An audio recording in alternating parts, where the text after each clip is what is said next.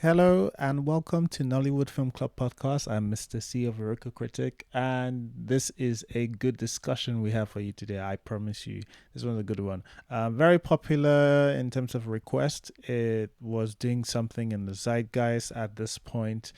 Just in case you're listening from the future, you have to be because you're not here right now. Um, um, yes, but this is a long one, so apologies. I shouldn't really be waffling. What else is there to say? Pushback is back. And I think actually that's where some really interesting discourse happens. It's not even particularly feisty. It just feels productive more than anything. And shout out to the actor who came in and shared a word with us. An actor from the film comes on to discuss with us. I will not spoil it. It's in the good section. Without further ado, I do hope you enjoy Nollywood Film Club discussing Sista. Welcome to Nollywood Film Club. We are a film club. We do talk about Nollywood movies every week, every Sunday, 6 o'clock. Today we will be discussing Sista. We'll do We'll discuss what we liked in the good section. We'll discuss what we don't like, and then we'll have time to fight it out where we disagree with each other in a pushback, and then we'll do a summary to get a general temperature of everything of where we stand with the movie. Um, you can again can if you want to speak, you can just request using request mic button and comment underneath if you don't want to speak. All right, let's start. Vanessa, please tell us. It's crazy that let's start. Vanessa, I feel like I've said that like 20 times. 100 times. Yeah, um, the good, aren't we? I guess the number one good and my forever like will be Kende Bankole. I mean, are you giving there's been loads of conversations are you giving her flowers? You want to give her about a flowers. there's, there's been a lot of conversations about flowers, but I would like to stand in my truth and say I am one of the few who have consistently over the years given Kehinde her flowers from the very first time I ever saw her on Superstory. But yeah, Kehinde is a really good actress. She's one of the few consistently good actresses that we have. Now, I'm not saying the entirety of this performance was consistent throughout the film, but on a baseline level, Kehinde has consistently been good over the 2 decades or more that she's been in the industry, and that is worth praising. Um, what else is a good in this? Ah, um, I guess to a large extent, I like the portrayal of um female female solidarity in this. I think a lot of times when stories like this are told, and not just stories like these, a lot of times Nollywood does this thing where they pit women against each other. Um, and it's almost like one woman has to be everything that is wrong in the world so that we can root for the other woman in the film. I appreciate that there was no woman made the villain in this story, I guess, except Mrs. Uzo, who brought boys to come and attack somebody's house. But as a whole, I appreciate that no woman was made a villain in another woman's story and life, just so the audience could root for one person. Um, was it the most effectively done? No, but I appreciate it. I guess I kind of also sort of liked Sister's relationship with Mrs. J or Auntie J, as she called her. even though that one was just speaking Hausa to somebody that does not speak Hausa. But okay, um, I appreciate their relationship. It didn't feel like a boss employee slash contractor slash contractee job relationship. It felt like they had become friends. So I like that. What else do I really like? Really is me being okay. I guess I enjoyed the premise of this, and I can confidently say I see the intentions with this, because at least this went somewhere with trying to execute those intentions. Don't give me a thumbs down, you. I'm I'm not seeing the intentions in this, because the intentions in these are in this film was very clearly outlined and executed to a large extent. So the premise of this I like. No, I don't know if like is a good enough word. I guess the premise of this I relate to, right? I mean, Nollywood has told stories like this one before, but I relate to this story on a personal basis. I'm sure the C's and I watched this film at the London premiere, and I was very noisy in the cinema hall because I was reacting in real time to stuff that was triggering me.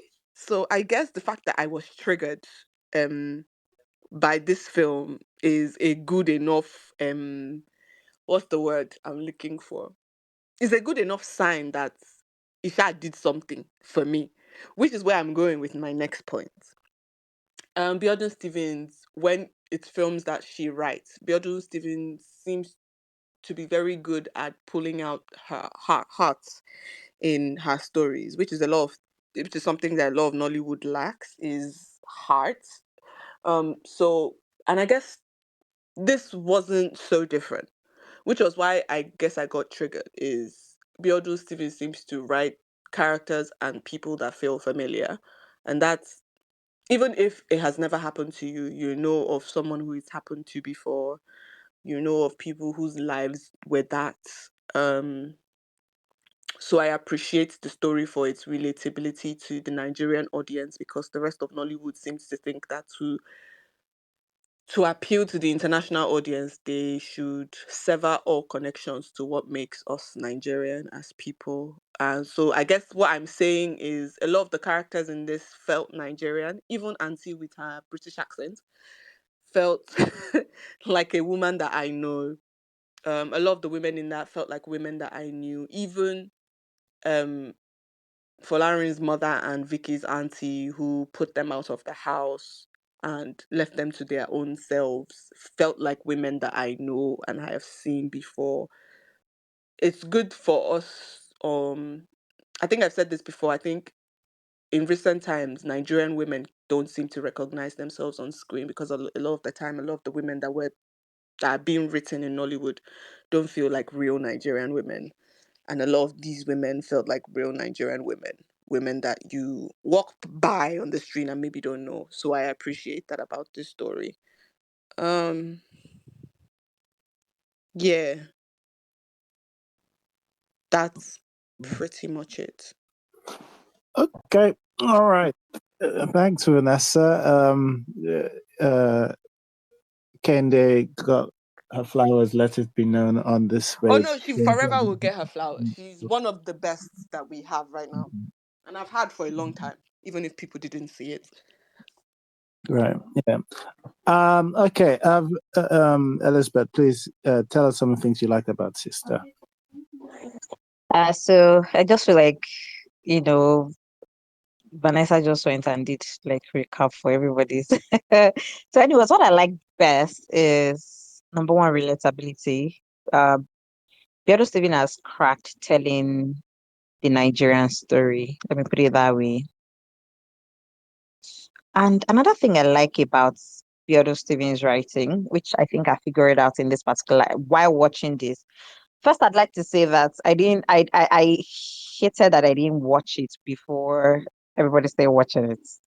And then, as much as I try to avoid spoilers, I'm feeling like maybe if I'd not read some things on the timeline, it would not jig it.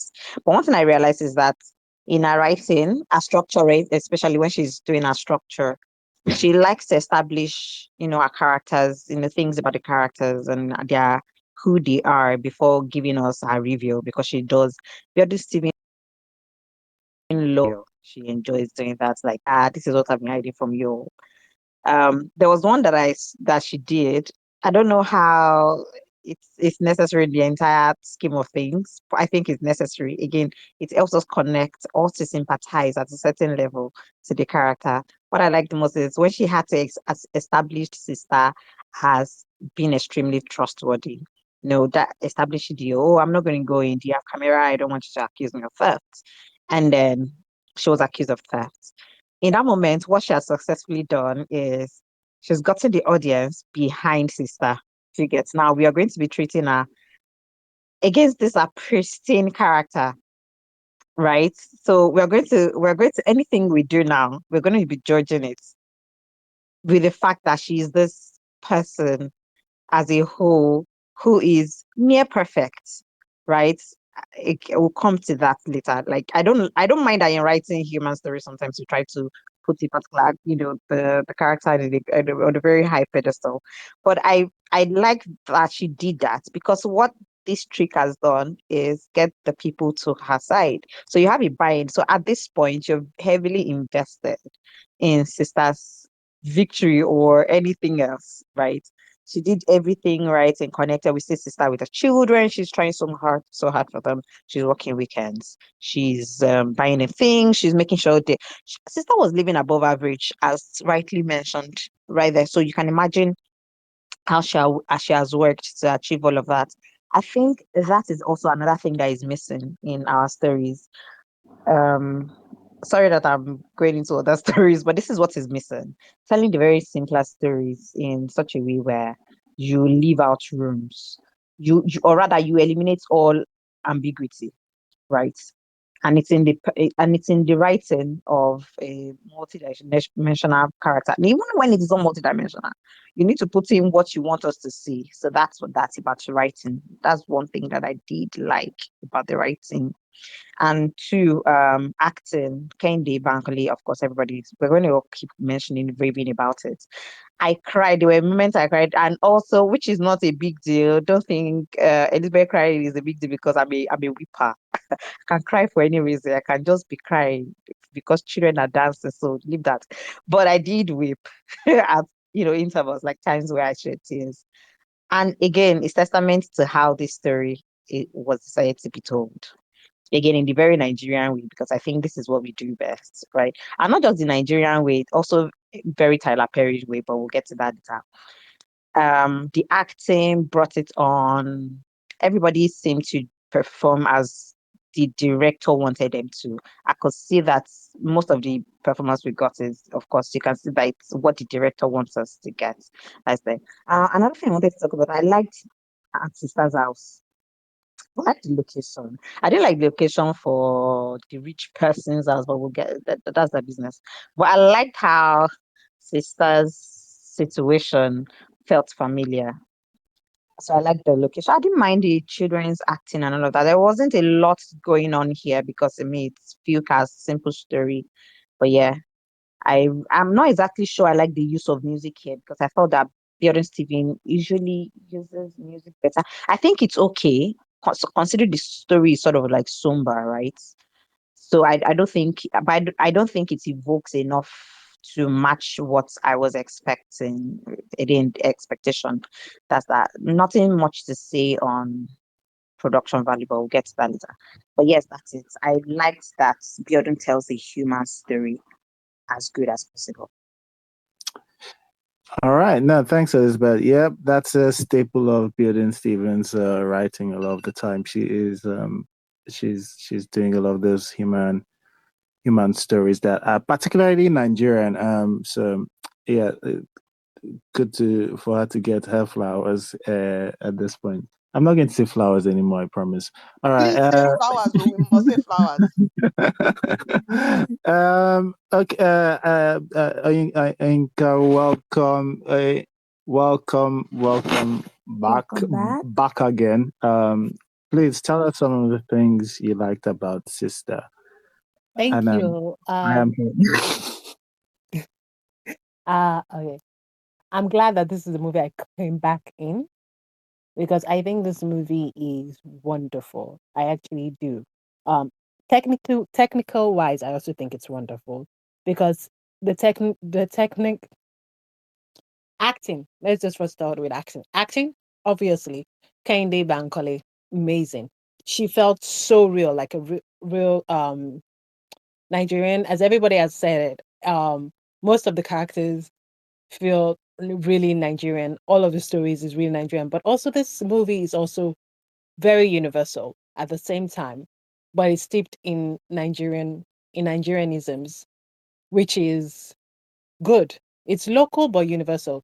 Many people's fathers left them and their mother worked hard, or their father worked hard, and everybody understands the thing of like having a parent who works really really hard for you. It's very universal. Um, why I also talk about the technicalities. So somebody said we should bring receipts. I will bring two receipts. Okay. Um, not only is like the cinematography is good for what the story is. It's not trying to be over fancy. I mentioned like I'm gonna you mentioned blonde. Blonde as a technicality in blood it works, but the cinematography was distracting for the story. There was no connection. It doesn't lead to any story. It just shows that you have a very good technical person. I'm very glad for you, but what are you doing?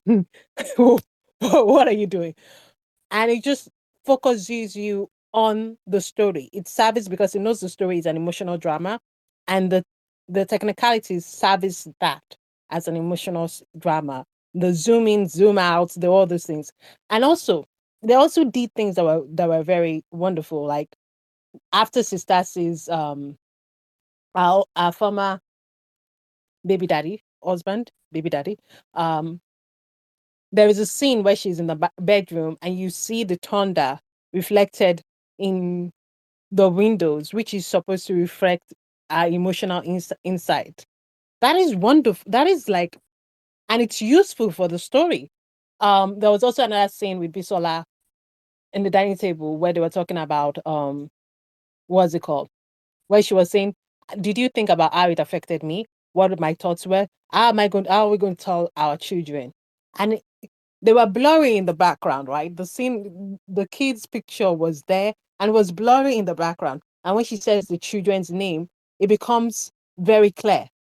The children's pictures becomes very clear. And then it just goes back to Barry when they were talking, when they're talking, when she goes on talking about other things, right? About herself and other things. And it focuses back on the performances because this is a movie about performances. The technicality just focuses on the performance. Zoom in, zoom out, focuses on the performances. That's how we're able to enjoy it. So yes, um, writing wise, this writing is it's if it's. I think this movie is very evocative because it's about normal things that happen to people, and it's the emotion you can relate to it, and it does really every question you could think about, like why didn't he ever come back to look for the child? They bring it up. The selfishness, they bring it up. Is the things they address it. Maybe in one scene or two something, they at least address it. And it also makes everybody sort of human. Without also not it addresses the things that they did, but it also makes them human. This movie is also very much talking about class. Like people can watch this movie and understand the class in Nigeria. They can also understand that Nigeria has different. There are different. By the way, there are different languages spoken. There's Yoruba, there's Hausa, and there's Little Igbo with Mrs. Uzo, and even Mrs. Uzo gets colored in a different way when they talk about is her husband that has the gambling, and then what does sister say? I feel sorry for her, like I have pity for her. So nobody in the story is really made just one type of character. Their stories are complex, a little bit complicated in the writing. Um, I think this is the type of movie because again, it's so steep in Nigerian society. We can see the class tension there. we they keep on correcting her English, right? Even though these people love her, it's not very yeah, it's these people love her, right? These people love her, right? In movies, we will see this very condescending rich person talking very condescending, but these are people who love her and they keep on correcting her English, even though they can understand what she's saying. And that kind of bug me. But like, it shows how we do it in Nigeria. How many times in Nigeria have you been corrected your English for what reason? So that the person can feel like there's something, better get out of here. It happens to almost every Nigerian person. And I think this movie is more complete, does something more complex than all the more bigger conceptual movies do. And I would say this is something I'll bring up. Interstellar, right? The theme of Interstellar, what the director wanted to convey to you, Noah wanted to convey to the audience, because he says it in his movie. His movie said it. It's about love. And Interstellar is so complicated and convoluted that you can intellectually get that it's about love because the guy told you it's about love. But this movie, you can feel it in your heart. For some reason now, when movies are done and shows are done, it's always it feels a little bit not as relatable. It feels like it's a philosophical story that you have to connect to human thing, which I'm not saying it's bad, it's good. But it's like one step before. You have to take one more step, analyze it and bring it down to connect it to humanness. And I think this type of stories, we've not done it in a while. We used to do it all. Well, that's when movies were new. Like Stella Dallas, kind of. There's a classic American movie, Stella Dallas. Wonderful movie. It's not very complex. It doesn't have people. It doesn't have something blowing up. It doesn't have crime underground something. It just talks about class and a mother's sacrifice for her child. And this movie is also very, and in its simplicity and in its writing, is actually very complex, and it might make people not see that because it's very simple, and we're not used to very simple movies nowadays. We always have like complicated, convoluted things. But I think this movie not only does its acting very well, the technicality serves the movie. It reflects Nigerian culture and Nigerian society kind of the way it is, without being condescending to Nigerian society, by the way, and not being too preachy to Nigerian society. It shows complicated human beings, and it makes you cry. We can relate to it. It is easily relatable. And I think we often forget that in our whole to make art and make it very convoluted or something like that. And I'm somebody that likes convoluted art. So that's the good of the movie. All right. Thanks, Ayanka. Also, the costuming makes sense. The costuming makes sense. Okay. Thanks, Ayanka. All right. Timmy. All right. Timmy's going next. Before Timmy goes next, I'm just going to read a couple of comments that have come through. Dayemi says, Sista is an authentic story that is well written. Things I'd like to include the cast, giving the two children significant part of the dialogue, the music, the continuity, linking the past and present. Dayemi also says, I like Tucker Olowonian's role as Auntie J, one of the best supporting role I have seen in recent times. The nuances and between Hausa and English is so cool. I was shocked by her performance, to be honest. I'd seen this before, but I completely forgot that was her. So it was actually quite refreshing to see her back in that role. Still Human says, I love this movie a lot. Okay. All right, to me, I think you're next. I am sorry. There is a timer. It's a generous 5 minutes, but it's not particularly that strict. But just be aware, and there might be other people behind. Okay. So what are my likes? Wait, can everyone hear me? Hello? Yeah. Yes. Go. So yeah, what are my likes? I like the fact that the film started from the point where Vicky was pregnant. They didn't need to give us any, will I say, backstory behind the pregnancy. They didn't fill us with like unnecessary details and unnecessary information.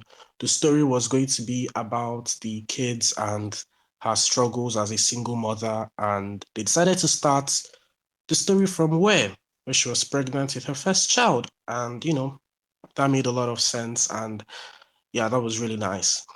The next thing I liked was I liked the views of Lagos.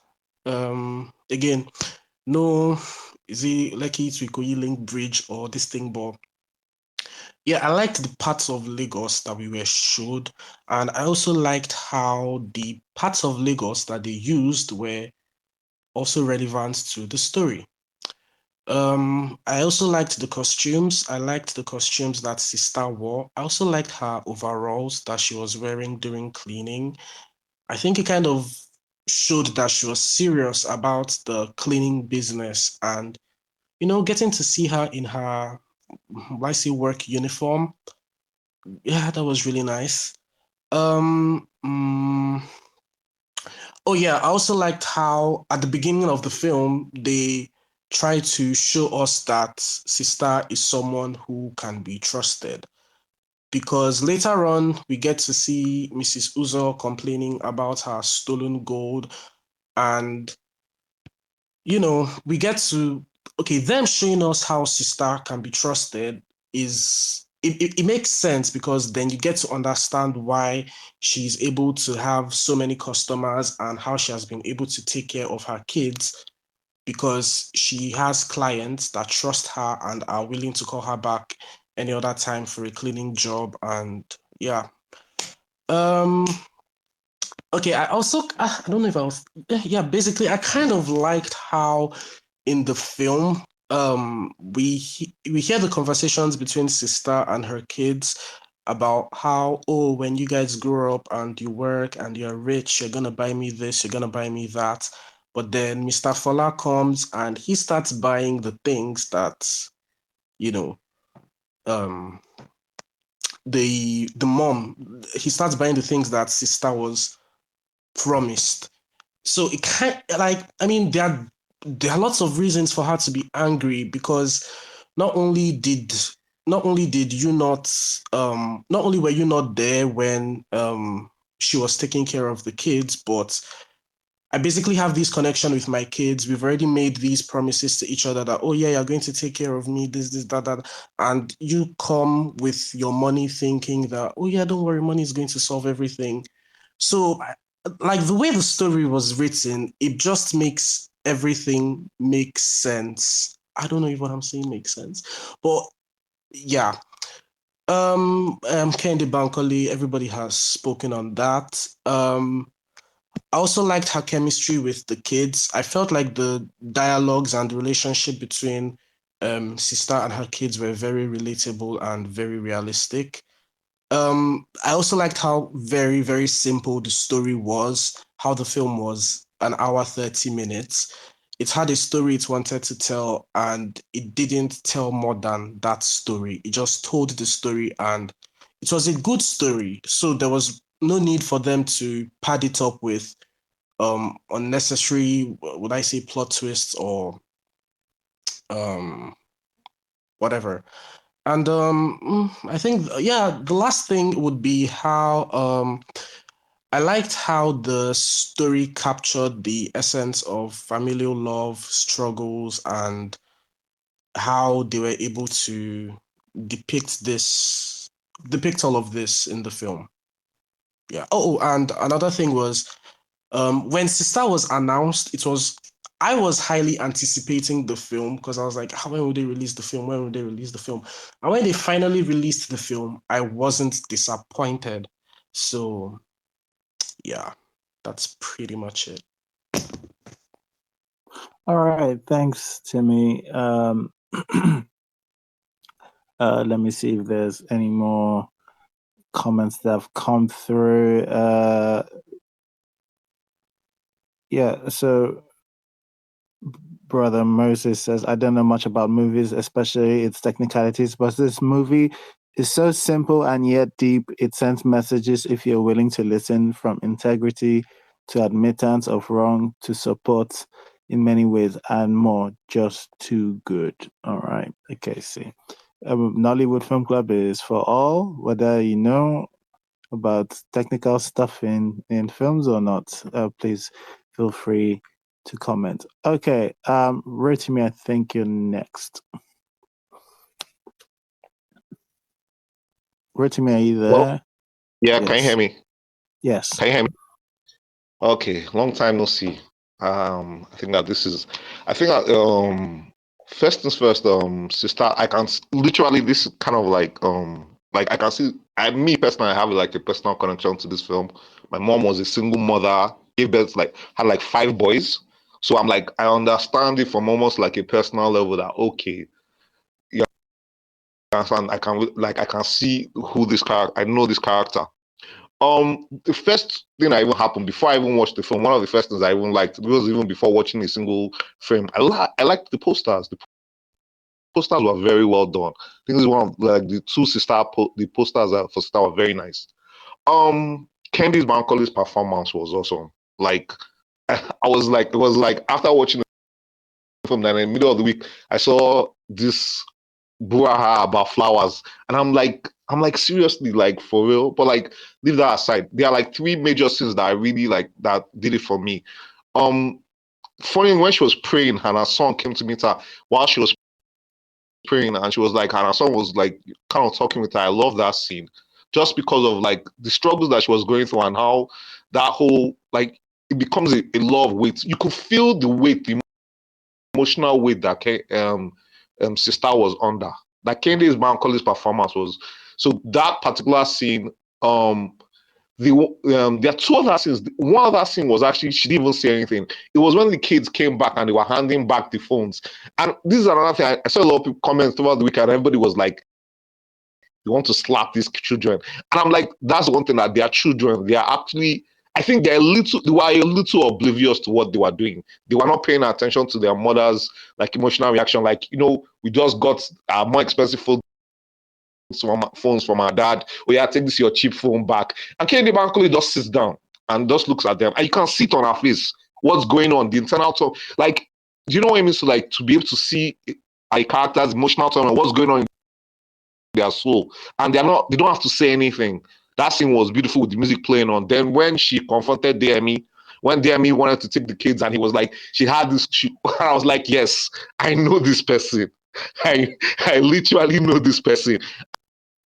And it was great all around. I love Biodun Stephen's writing. Not because I watched another review by Tito. I think Tito, he had the stuff on YouTube, and it was like he said something about the story being a little, that wondering if the story was a little bit, not like a little bit too simple. And I'm like, Biodun is not mentioned, and it was funny because he actually gave a reason. Biodun is the director, she's the writer, she's the producer. I think at point they said that she even costumed some of the characters. And I'm looking at it that like, this is the thing. A lot of times why I always try and defend sometimes some Hollywood people is that I understand they are wearing multiple hats. But even if you're going to wear multiple hats, it's always about managing what do you have access to, what resources. And Biodun has done one thing, and that's the main important thing: emotional content. It doesn't make sense, even if you have the biggest budget or the smallest budget. I have to feel something. I have to feel be concerned about something. I have to feel walk away from the movie and know that okay. And I'm like, I don't think there's anybody that can look at Sister's story, even if they can't relate, they don't come from her background. You understand her pain. You feel for her. You are angry at DME, and I'm like, this is another side note. Maybe it's not in the negative segment, but like, DME has to probably do a seminar on how he gets casted by everybody in Nollywood. No matter the role, he gets casted. And I'm like, he has become the perfect Nigerian man scum. I'm sorry. I know that now he's like, every place he is like there's this form of scummery going on with DME. And I'm like, it's the only scum they can get you to do. Are you always dodgy? No, but like I really like this because it's like without I also have to do like this weird thing. I'm also doing the streaming stuff. I like the fact that the kind of movies that Amazon is picking is not the movies that are on Amazon for whatever reason. The curation, I'm like, I don't know, maybe someone should run it. I'm not going to be. I just know that when people are vexing, when people are, we come to this place, their platform are vexing. It's always happening on one platform. When we find movies that we can say something good about, it's happening. It seems that Amazon is seems to be picking kind of movies that are like doing it a little bit more for the audience. That's just my own 2 cents. Is there anything again? Um, I just feel like Biodun has it's almost like if I had to give, and I was a part of people that were advancing people money, I would say I want to give Biodun more money because simply that the all that she almost has everything, just a little bit more for production and technical crew. But even without having so much money for elaborate production and hiring the best technical crew, Biodu brings something out. She brings the water out of the stone. And I'm like, this is all I'm asking for. Even if you don't have, because we have a lot of things with the technical issues of Nollywood, whether sound, camera, lighting, editing, grading. But the most important thing, the heart of it is a story. And the more important, like everybody has, some people have highlighted, a Nigerian story that everybody can understand what this is. And there's something that somebody like says that people talk about the universal story. I've had this issue with people like, oh, the universal story, the universal story. I don't think that there's a weird way you can say because our circumstances are different. The conditions in Africa or Nigeria are different from the circumstances in UK or the US, but they are universal themes. There's actually a series on Netflix called The Maid, and it's basically a woman that was basically took up the house cleaning chores to start taking care of her child. It's a universal thing. Everybody across the world can relate to a mother trying to do anything to take care of their child. So it does not even need to be as elaborate because that was even a series. It does not even need to be elaborate, but you have to tell a universal stories can appeal to anybody. Anybody can relate to the idea of a mother sacrificing herself to making sacrifices to take care of their child. So it's not until we try and do espionage or try and make a sci-fi film or something, the world, everybody can connect to whatever theme that affects everybody. Say if I diverge a little, Parasite, it's the difference between the poor and the rich. It's a universal theme. There are poor and rich people in every country. So once you get those themes right, it's not necessarily about actually matching an American screenplay. It's finding those themes within your environment and making stories out of them. So I think that was actually beautifully done. On a side note, I actually I have a friend on my business that went to a film festival and Sista played before his film. It was terrible. It's like something happens in rap.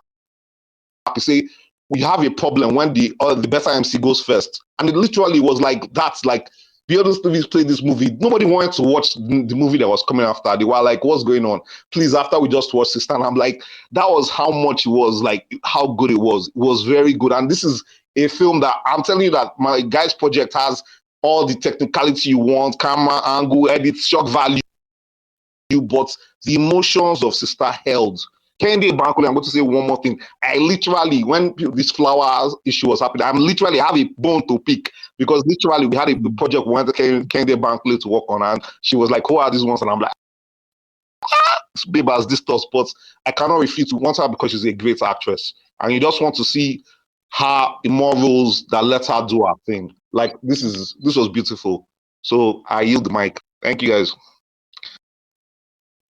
All right. Thanks for it to me. All right. Let me see. A couple of comments before God's very own goes next. Ademi saying it's very obvious that Sister trained her children well, reflecting how open they are with their mom whenever they have conversations.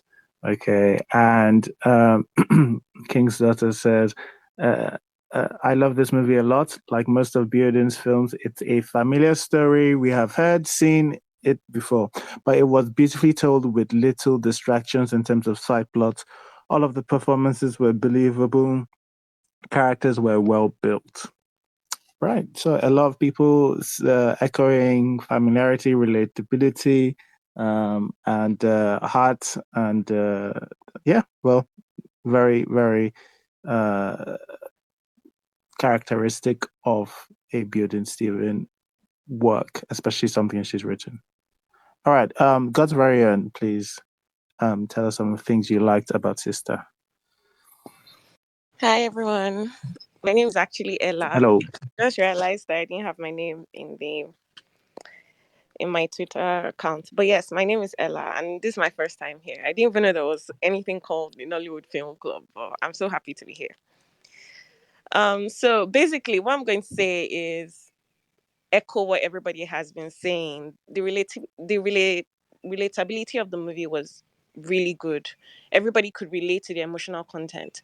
I couldn't relate to it per se because I've not experienced it, but I have a husband who has experienced that same, issue, and he was really shook. Really, when we watch movies together, he usually sleeps off, but he was like sat like watching, trying to see what exactly was going to happen. So I'm very happy about that.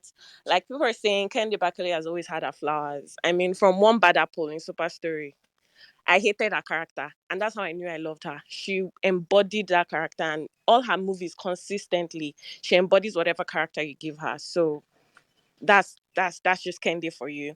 Another thing about the movie was that the casting was perfect. I believe that you can never really understand a story till you have the perfect casting. And till you get to the end of the movie, that's when you will know that, okay, I got the story. And then you start having questions. And that's because, like, the casting, they brought out their best. They told the story very well to the best of their ability. And going back to the story, there were a lot of things that were said in the story that, even if you have questions at the end of the movie, if you watch the movie back, you will answer your own questions.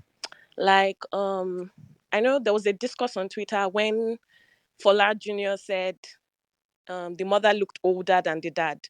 And people were like, oh, she should have slapped him then. How come she didn't slap him? If you watch the movie back, there's a part when they were coming from church, when they first met the father for the first time, they were talking about spare the rod. Yes, spare the rod and spoil the child. And the daughter was saying something about how mommy doesn't beat them, but she's always saying she will beat them. So you can tell that she actually has a no spanking policy or no beating policy on her children. So definitely whatever they did, she was not going to beat them. That was not her thing. Her thing was probably to talk to her children and then get them to understand. So if, like, you watch back, you'll have answers to to your discourse, or answers to, like, whatever people are saying about the movies. Then there was this mirror effect, especially when she gave them the phone for the first time. You could see, like, the colors were bright, everybody was smiling. And then when they were giving her back the phones, like, they were all frowning, confused. The same music was playing, but there were, like, different emotions going on in those two different scenes. And I just love how, like, the story just portrayed that. Like, I mean, all the times where they were showing her the gift that he had bought for them, nobody was talking, but the emotions were there. Like, definitely there was confusion, there was sadness. And then when she was giving them something, there was, like, happiness, joy, they were dancing and all that. So I feel like that was very good. I don't want to say too much. But basically the movie was great. The casting was simple, very minimal. Most people were extras. And I love that they focused on Kendi. And even in other scenes where, Kendi is the main character, if you look at the other characters in that scene, you will see the subtle acting on their faces. Like, they're not saying anything, but their faces are portraying exactly what they're supposed to portray in that scene. And I think that that's one thing that Nollywood movies don't um get right. Most of the times their extras or other background characters are just, like, standing there and their faces are blank. But in Sister, everybody was doing the damn thing. Everybody was going well with the story, and that's just great. This is one of my best movies so far. So yeah, I love you so much. I'm done. All right. Thanks, Ella. Ella thinks perfect casting, which must be sweet, sweet music to Adelua's ears. All right. Sorry, Before I we just go, want to add one more thing. Sorry. And another thing to add was that the movie had a humane element. It showed that everybody is human. But did he do a bad thing? Yes. Same as the mom when she said they're making her a bad person. So the children and everybody were making her feel like she's the bad person for not forgiving him. So things like sometimes stories are simple. It kind of complicates the situation. I don't know if you get what I mean. Yeah, sure. Nobody's completely clean. All right. Before we move on to Edwin, let me just read a couple more. I think hit me with a couple. Okay, the boy essence says Kende Bankless acting redeemed the film in such a way that you forgive the film's flaws or make you barely pay attention to them. Speaking of, speaking of the film's flaw. Okay, wait, we'll talk about that in a bit. we'll do the parts we don't like. We're still on the parts we like. Oh, I'll still come back to that comment. The boy essence. All right. Edwin, please tell us some of the things you liked. Hi everyone. Welcome back to me.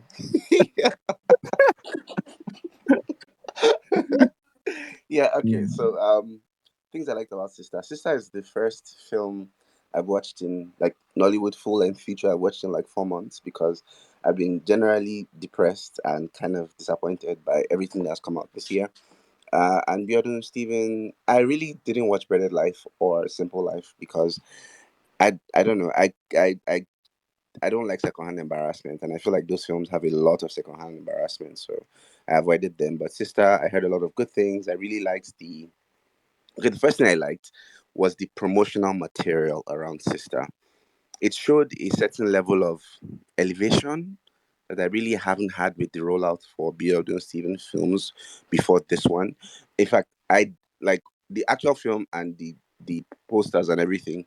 They could have been two different films. Like that is how elevated the posters and everything was, like just the promotional material. It like really drummed up interest. I really like that. I like that it kind of gave us a sense of what was happening without actually saying anything, and so there was a lot of suspense going into the actual project. I really liked Ade herself's acting. She was young Sister. I feel like she did a great job of projecting somebody who has been abandoned for like most of her life emotionally, like where within she projected uh, what it would be like for somebody to grow up in an emotionally negligent household. She didn't really fight anything, like even when like from the first scene when she informs that she's pregnant to the scene where they meet the parents. You can tell that she's already resigned. She's already made up her mind that okay, this child, I'm clearly going to have it because my mother is not going to let me abort the child, but she's also not going to let me, she's not going to support me either, so I'm on my own. And she does a great job of projecting that kind of detachment all through this thing. That the only point where we see her really really break down is when she really trusts Fola's character, and then Fola abandons her, where she thinks that okay, this one person will stay, he will like, it's rough, it's very rough, but at least he'll stay, and then he basically abandons her in the worst possible way. There's that like final breakdown where she's like, okay, you know what, I thought I'd seen the worst, but I really hadn't. This is the worst. And so I really enjoyed her performance. I enjoyed the fact that Sister was like an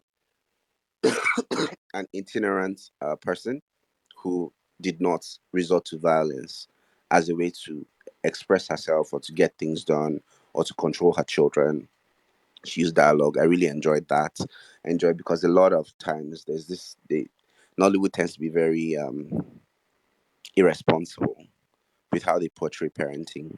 And it was good to just see a good parental role model who has been through a lot but does not, you know, use her children as an emotional punching bag or project her own frustrations and disappointments on her children. That was very good depiction to see in Nollywood. I liked I liked Kendi Bankole's performance. Of course, everybody else has said that, but I liked her performance specifically because she was acting against that wig. That wig was doing so much to bring her down, but Kendi was like, nope, like it doesn't matter what's happening with this wig. I will act my ass off because generally, if the wigs are bad in Nollywood film, the film is usually bad. But somehow, Kendi has finally subverted that trope, and we hope that it stays. So I really liked that, and then I liked Bisola's performance as well. Not the accent. The accent was, but just there were scenes between her and Fola where she is processing the enormity of his actions, and you can see her go through the motions of, okay, this person is not just an asshole. He will, like, I am only here because I am convenient. I'm not here because he particularly loves me. It's because I was convenient and I fit into his plan for himself. That's why I am here and why we are here at this point.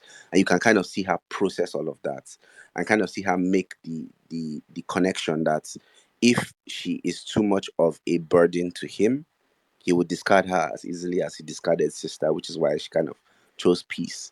And she doesn't say it, but she acts it in a way that is convincing, which is why part of why I think a lot of people um, felt uneasy with her acceptance of everything because um, Bisola was able to project that whole the idea of somebody realizing that their partner has been a bad person to somebody else and that they've been good to her only because it was convenient for them and not because they have changed particularly or they have become a better person. And so I really enjoyed just the women, except for Auntie J, and I didn't enjoy Auntie J at all. But the other women, Kendi Bankole, Bisola, the young girl, the daughter, I enjoyed her performance as well. So I think there were a lot of really strong performances in Sister. And the strong performances were like the when you throw the ballast off the hot air balloon and it rises. So the performance was the performances were the air in the scripts that kept the script rising and rising and above all the other questionable choices that were made elsewhere. So yeah, those were the things I really liked, and I technically kind of liked the conclusion as well. That's one thing I liked. Yeah, I feel like get your money, girl, get your money. You've suffered enough. If there's money to be had, collect every penny, fly to Schiphol, enjoy the dollars. You've earned it. So yeah, those are the things I enjoyed. All right. Thanks. Thanks, Edwin. All right. Delua, aka Fola Jr. Well, do I gotta do? Do I have to do Nollywood? What did you like about What did you like? It's like, what did you like about Sister? Or you know what? You can just tell us anything interesting about shooting, if that would do you. Adelua. Yeah, but Okay, hi we're generally everyone. talking about what we liked about the film. Hi. Hi everyone. So first things first, it was really fun. It was my first time shooting with Auntie B, as I fondly call her. It was my first time shooting with her, so it was honestly a beautiful experience shooting with her. And she just on the first day we were on set, she just pretty much explained the story to us, and she was like, "Do your thing, and if we have any corrections, we'll let you know." So now let me just apologize for that scene of Fola Junior. Like you guys, it's not really like that, but like he was sort of telling the truth.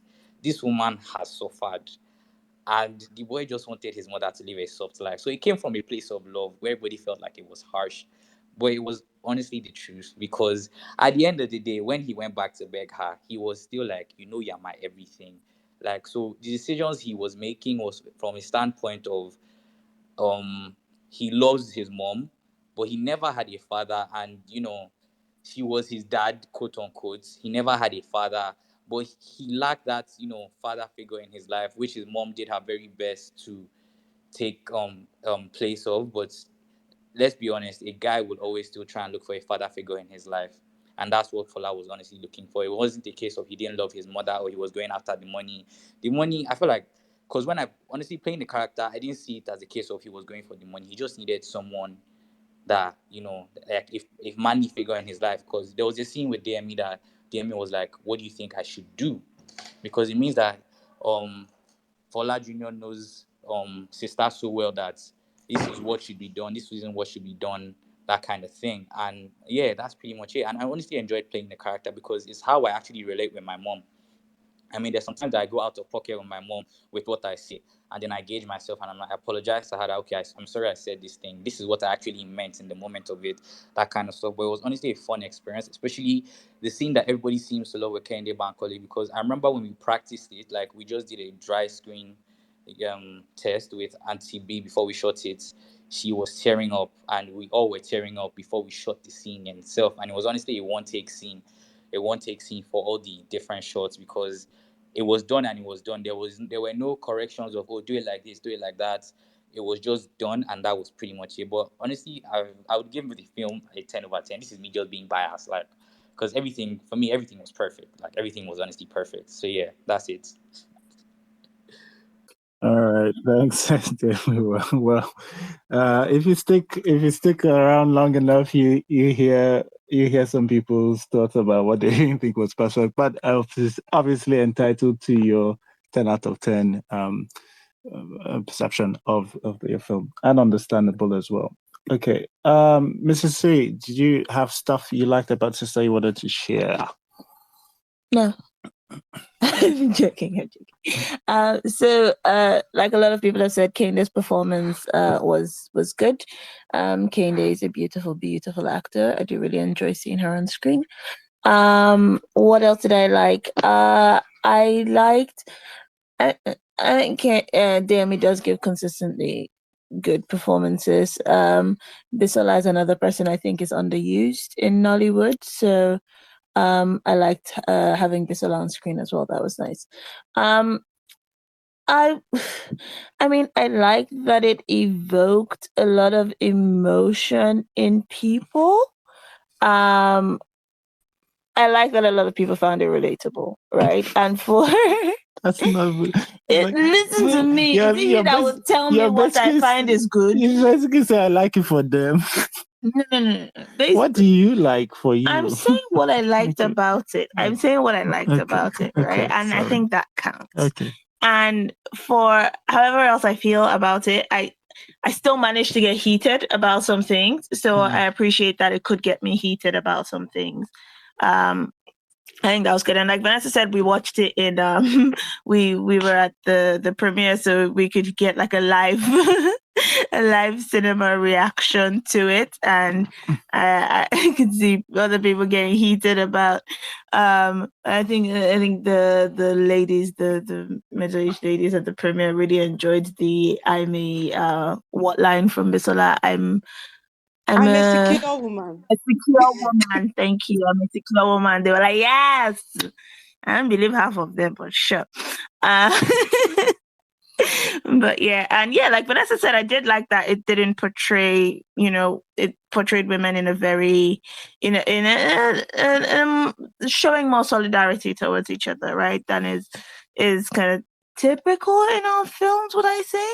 And just like what society asks in this scenario, because as a Nigerian person who has been around not exactly the child abandonment scenarios, but like, a child and then a different family type scenario, there's a lot of advice that gets thrown around of don't let him have contact with the, outside children's mother and stuff like that. And I like that wasn't in this. So I did appreciate that. I like the runtime. It was nice to see should I call it gentle parenting in a Nigerian household? I think that was nice. It's nice to see kind of a nice mother-children relationship that was mostly aspirational for Nigeria, but I liked that. I think that's about it. Okay, thank you. All right, so for me, let me get up my notes just quickly. All right.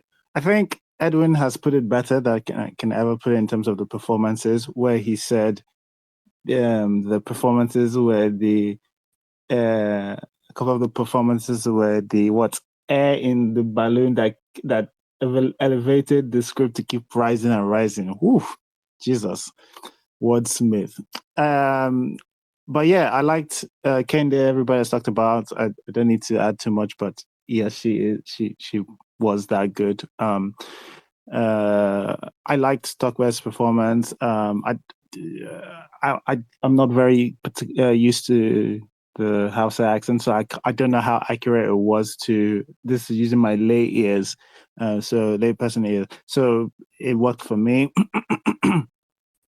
There's something Elizabeth mentioned earlier on that was on my notes. I would have preferred a slightly different version of it, but introducing Sista's character as somebody who had taken so much, she had put in so much effort to make sure that she didn't have, she wasn't accused of being a thief. Showed it's almost like, oh, somebody that this may have happened before or something. Like it shows experience. She didn't just walk in like, even though when the person was like, no, it's fine, go, she was like, no. I know, like, you think you're doing me a favor, but I am doing this for my benefit. That's the kind of writing, and that's the kind of, like, sometimes detail that Biodun is able to put in things that some other people tend to miss. And every time we do original songs and music, honestly, they seem to bang. We're getting kind of good at it. I wish we had more of them. That's that would be nice. We should do more of them. I know, like, it's difficult to do, and usually when we're doing like one. But I wish we had more of them. That would actually be. I would like that. But yeah, generally, I've talked about the performances, right? I think they were all generally kind of good. Okay. All right. We are pivoting into the parts we didn't like. All right. So, Vanessa, do you want to start us off? Sure, why not? I'm not going to give a disclaimer because if you were not here from the beginning, then that's on you. But just know that this is the section of the of film club where we actually go into the stuff that we didn't like. This is nothing to do with our overall feelings of the film. Simi still giving disclaimer after I said I'm not giving disclaimer. Okay. Like it, the no disclaimer. The no I love it. Cool. Yeah, familiar. Okay. I've used it myself a few times. I know it. Okay. So while Kinde is a gem, I genuinely felt like this story was a very surface level exploration of the deep seated trauma that abandonment can cause. And for me, again, like I said, I relate to this personally, but I genuinely feel that, yeah, Sista's trauma on her own wasn't fully explored. I genuinely felt like this was a show and tell versus an actual exploration of how Fola's actions affected every single person that was around this whole situation. Sista was abandoned not just once but 3 times. First by her guardian, who was her auntie, when they threw her out of the house and said she can't come back into the house. She was abandoned by Fola in the middle of the night. And then in a very disrespectful and painful way to me, she was abandoned by her children. And I genuinely think beyond them just showing us her face in those and it's not like a one-time abandonment like Fola did with her children. It was like she could see her children walk out the door, walk away from her by every interaction that they had with their father. And while they showed us her face, there wasn't an exploration into how this is going to definitely bring up moments from how she felt when she was first initially abandoned by her auntie. I just generally think her trauma wasn't fully explored well, and I felt this was a very surface level exploration of this all. And I'm going to go further into, I genuinely, again, I guess why I should have started from is I'm genuinely not the girl to come to when it comes to production value and all of that. Do I think that Biodun Stevens deserves an upgrade with production level in making her films feel more cinematic? Yes, I do think so, because I think that was one of the few things lacking in this film was it didn't feel cinematic enough. But I'm not the girl to come to for that. I'm sure there'll be people who will speak on technicalities and all of that in this section, but I'm just going to talk about how I feel like this story could have been explored even further.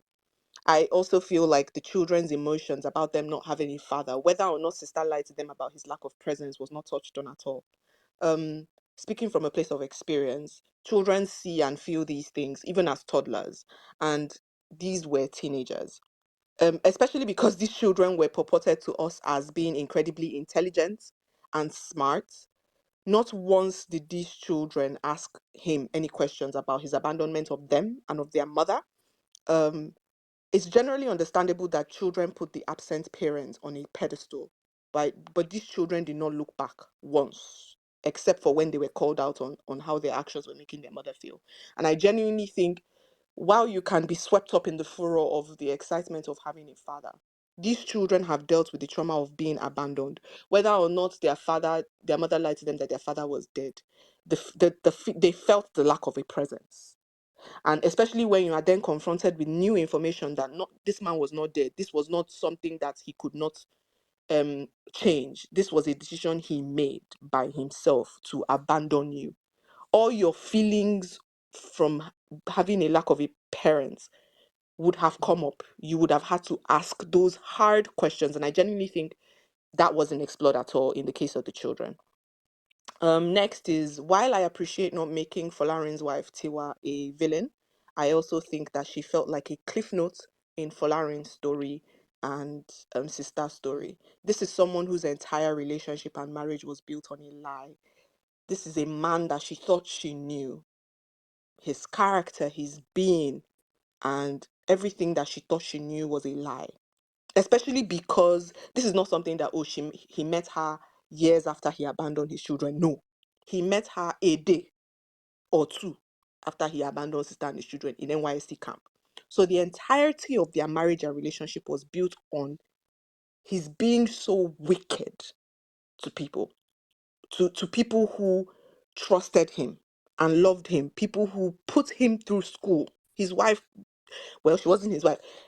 Vicky put him through school. And her marriage was based on this lie. And I genuinely think she deserved an exploration on how she's dealing with the fact that her relationship has changed, how her life has invariably been changed forever, having to accept these children into their life, having to deal with just the entirety of her whole world being turned upside down. And she just felt like a cliff note. And I get wanting to make her this secure woman, this woman who was not threatened by the presence of people who would be considered interlopers, who could see objectively that her husband was the one in the wrong, but she is still affected by his actions. And that's what I mean by it felt like a very surface level exploration of how this one man's actions affected a whole bunch of people. And it just felt like all it was, this film was we sit down and there's a flashback, we sit down and there's a flashback. There's no full exploration of the present. Yes, something happened in the past. That's the anchor of this, right? But we're in the present. How is it affecting these people now? That is what I believe should have been explored further in this whole film. What else? Something came to mind that I was gonna say. Hold on. Also, there's a scene that really grinds my gears, mainly because in the previous scene we see Tiwa speak to Folarin about how he didn't ask Sister what she wanted for her children. And then the very next scene, I get that they were trying to do a kumbaya moment and everybody hugs and cries and he apologizes. And the truth is, Sister doesn't need his apology. Sister doesn't care for his apology. Sister doesn't want his apology. That's a wicked man. That's what I forgot I want to say. Hold on. I was saying some very, very foolish tweets talking about what did Folarin really do that was that bad, and he's not a bad person. It's a lie. That is a man that can kill somebody. Akpanyon. Akpanyon. The man, yeah, that man is a killer. Somebody that will walk out on you in the middle of the night with one letter is a killer. That is a wicked man. So there are no excuses. I'm not buying anything. There are no excuses for Fola's actions. Back to what I'm saying. The very scene where he now comes back to Sister's house to apparently have the conversation as to what Sister wants from him now that he is back. We still don't get that scene where he asks her what she wants. he still makes it about himself. The baseline is that man is a selfish wicked man, because all he does is sit down in that thing and say he's sorry because he just really wants to be a father. When the whole point of you coming to this woman's house is to ask her what she wants, why are you telling us what you want? I don't know if Mrs. C remembers this vividly, but in the cinema, when he called her Sister Me, I literally said, "Who is your sister?" I wanted to strangle him. I said it out loud, and I'm a tiny sister. Eh? This is somebody who is older than her. You are older than her. You are 2 years older than her. She was 19. You were 21. You cannot be calling her Sister Me. Coach, sister. Eh? Are you mad? And then you have the effrontery to call her Sister Me. I'm sorry. And they are kneeling down and crying. No, ask her. And this is the thing. Sit down and I don't know. Biodun Stevens at the premiere said this was a personal story to her. Her mother was in this situation. She and her siblings were in this situation. No offense to Biodun Stevens. I genuinely feel Biodun Stevens, this is just a personal opinion. No one come for me. If you like, come for me. That's your personal business. I genuinely feel Biodun Stevens was too close to the subject matter to fully give it the detail that it deserved, the breaking down of emotions. And I get it. You can get in your emotions and can be clouded by your own personal feelings about this matter that you would choose to go at a surface level instead of dig up your own personal trauma for the entertainment of the world. But I genuinely believe this deserved an exploration that went further than what has been done before, because these stories have been told before at this kind of surface level. Happy ending, schmappy ending, I don't really care about whether or not they went to go and meet him in America. I just genuinely think this could have been so much more in depth, and it just felt very surface level, very pedestrian, and yeah. So and I think that's the reason why I didn't feel as much as I should have, especially because this was a personal thing for me. This was a personal story for me. I related this personally. I was triggered by a number of things that were in this film, and it did get a rise out of me on a number of occasions. But I still didn't feel as attached to the characters as I normally would be in a Biodun Stevens written film. She manages to get me sucked in with characters when she writes them, and I feel them. Sister, I think the reason why this is because Sister felt like a caricature to me. Sister felt like a caricature of this woman who, and that's that thing of making her feel almost perfect, because then she doesn't feel real, you know. She just felt like a caricature of a woman who's been done wrong. And I felt like to have avoided that, it would have served the film better to go more in depth into the minds and the hearts of these people, because all of us have some kind of trauma. And we're moving. If you don't explore them, you are just living your life surface level. And I think we could have explored these characters, these themes. The theme of abandonment is a big theme that could have struck a chord with a lot of people if explored even further. But yeah, that's me. All right. Thanks, Vanessa. Yeah, so it's the first time I think somebody has basically said parts of this film is shallow. I do argue. Actually, I'm on that side of the fence. To be honest, I'm on Vanessa's side of the fence. But it's it's a film that has been described by most as deep. So that's interesting, isn't it? Welcome to Nollywood Film Club. Please, you can please go on next. Don't worry, there'll be time for pushback because I think you love this film a lot. So it'll be time for you to push back. Go on. Things you didn't like. Things that okay. I will say that what Vanessa say is right. I think I even wrote that as a tweet. Yes, it even in my I said that it acknowledges them, but it doesn't explore them. It doesn't go more than that. That is indeed a point. Things I didn't like is I would go with some of the dialogues was a little bit off. A kettle, that is another kettle. That fish, what is it? What kettle is another, what kettle fish? Kettle Something of kettle. fish. I Kettle I've of never heard I've never heard that in my life. But that doesn't mean that it isn't valid. I think it is, but it was just funny to me. Because I was like, what is that? Um, what I didn't necessarily like about the movie. Um, as Vanessa said, with the trauma part, okay, she's right about it. I think that the fact that it even mentions is because many movies don't even like give a throwaway line to the trauma things or the something. That was, I think that made me give it a lot more praise. It also, even though I said that it explores like class in a little bit, it's the same way you like I think about Vanessa too. Because why is she leaning down? Like why? Also, all the time that they keep changing what she's saying, correcting her when she's speaking in English that everybody understands, and like that is a very the sort of, I'm not saying every correction of English is classist. I'm not saying that. I'm not one of those people who argue that. I'm saying, but what I am saying that it is a very sort of classist intuition of like saying that why are you correcting an English that is not necessarily wrong? It's not necessarily wrong. Leave it. And it happened all throughout the movie. The movie does not even show that it is a wrong, like does not even indicate the way the camera moves and the way the movie just does it. It doesn't even indicate that they find that as wrong.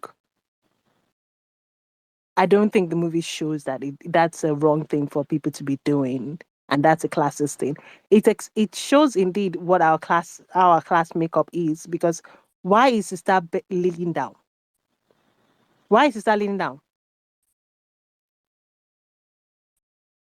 Makes no sense. Why?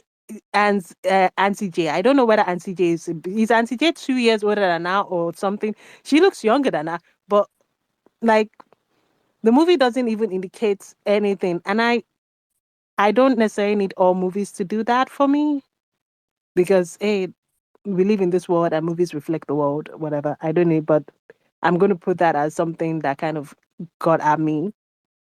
And like the movie does not explore in that way.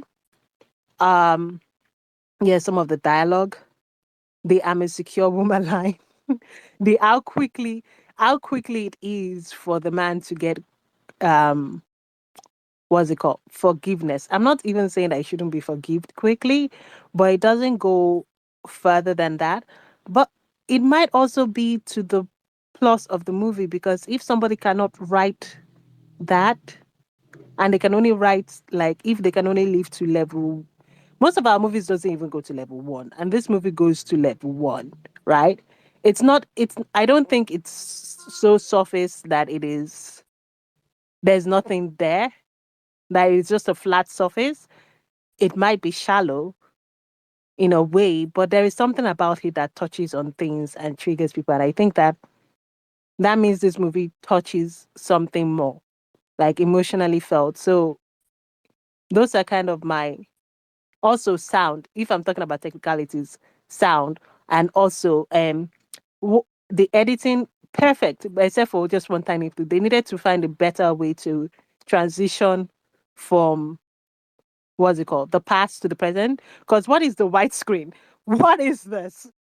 Like it's very, it looks very like high school film project with that sort of white screen something transition.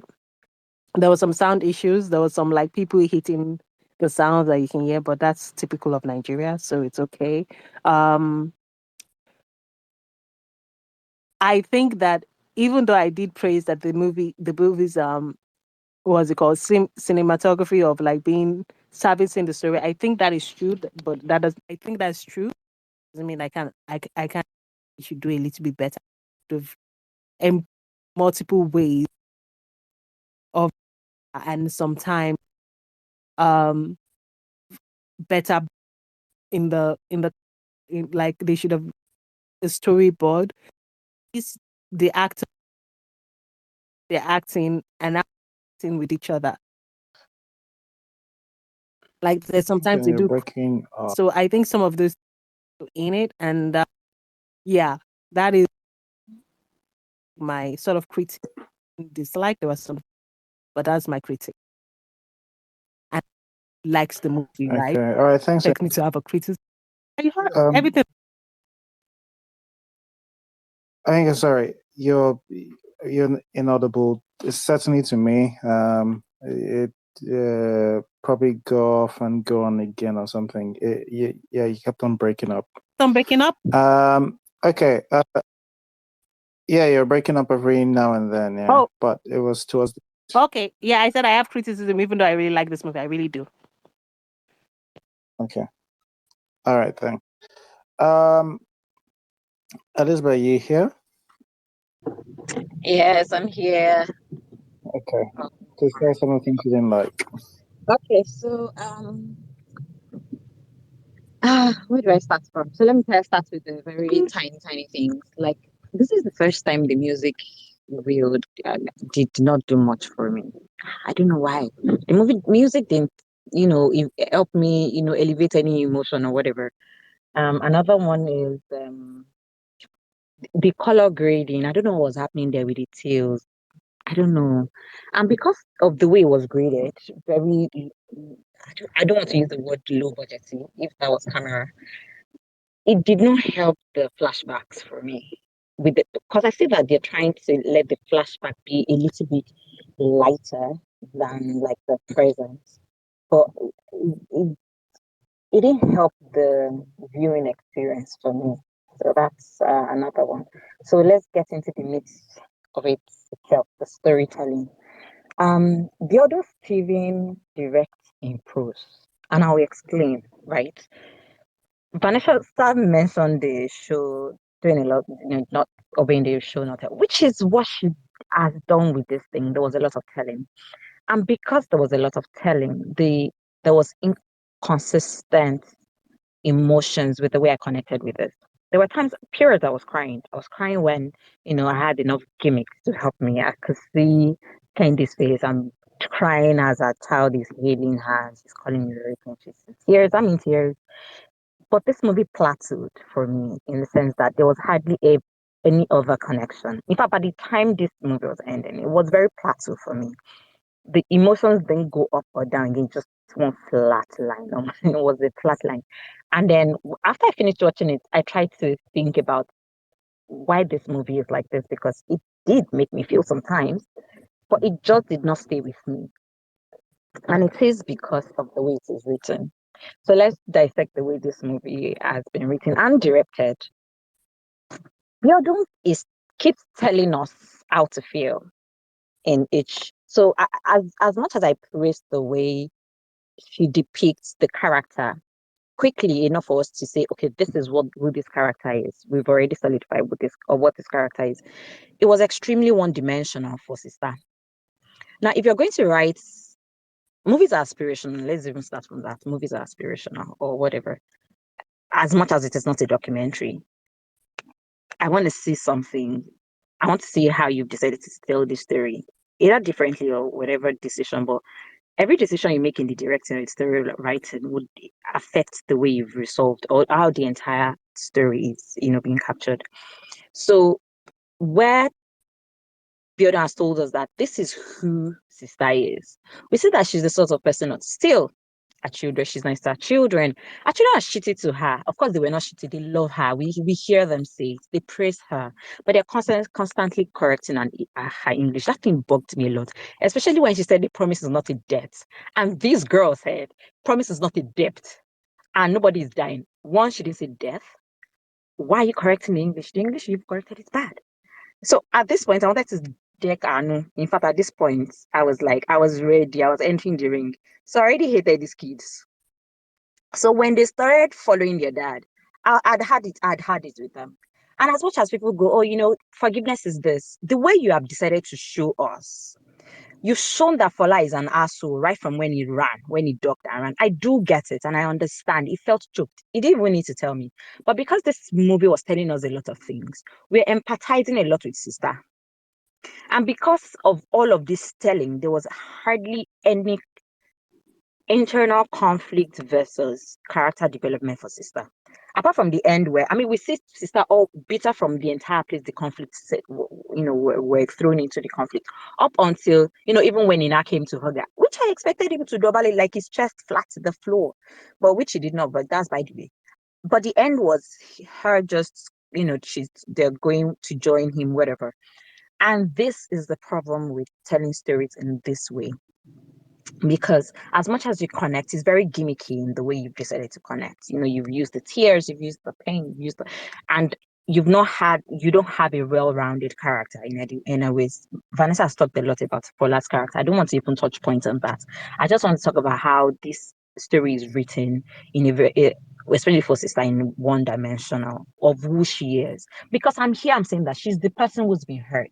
She's the person who's been hurt. And she has such large hearts to the extent that when we heard that Mrs. Uzo's husband took her gold and sold her, immediately she forgave her for bringing, bouncers or policemen to come raid the house. This is who Sista is. She has this large heart. She's been like this, whatever. And we've seen these people and our kids at this point, they're just selfish. They just think about themselves. Oh, it's because, we didn't know our father, yada, yada, yada. I didn't care because at this point, I finished this movie. I was like, nah, I felt like fighting. Again, it's not the emotion you want me to do because this is where I say she's in a Tyler Perry moment. And it's not, for me, it's not in a good way because there's a reason why Forest Whitaker's Waiting to Exhale will always be there. And Tyler Perry's Diary of a Mad Black Woman will just be every other entertainment to any other person, right? Because Tyler Perry took Angela Bassett's character from Waiting to Exhale and gave his own spin to it, where she went so bizarre that she was mad, she was angry. We saw Angela Bassett. I'm sorry that I'm comparing to other separate movies, but I'm trying to let us see where in directing you're not directing in prose, you're directing like directing. This is visual storytelling, but you've brought in a lot of prose storytelling, and then was seeing it in the way you decide, in the decisions you make in how to tell the stories. And that is where I think that Biodun Stephen can get much better. And the way she decides to, again, it works, right? Like people are connecting to it, is the emotion. Again, Tyler Perry does that too, right? But it's not Waiting to Exhale. It's not in Waiting to Exhale level. This is not Forest Whitaker's level in visual storytelling, because you're telling us what to feel and how to feel. Again, she likes audience review. And there's this audience review that she did that reminds me very much of Ovi's voice.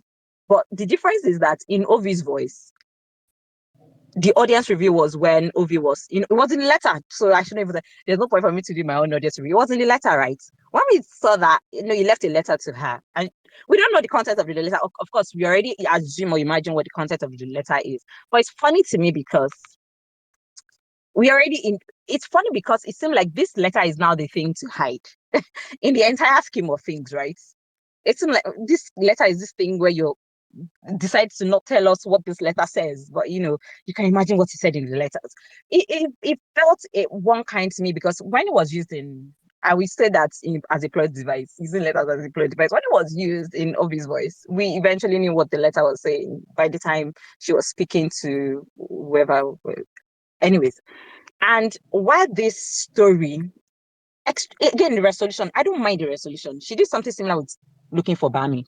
And it worked in Looking for Bami because this was a young guy that didn't even know he impregnated somebody, ran away, we never saw anything. And again, different story structure.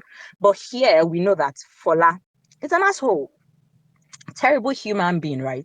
So while in Looking for Bami, he's got no choice to go beg his daughter to get something back from her, and which becomes his own character development, right? And his own internal conflict. We only saw Fola here because he damned Sista. And it was such a quick conflict because it was like, God forgive me. I mean, anyways, I like that scene though, but it was such I don't know what to do because I think that was the moment this movie started to plateau for me. And so for me, it's the storytelling is telling stories in prose and using more gimmicky way, more telling rather than showing, So you're telling us, this is how to feel, this is what Sister goes through. So Sister is so one-dimensional.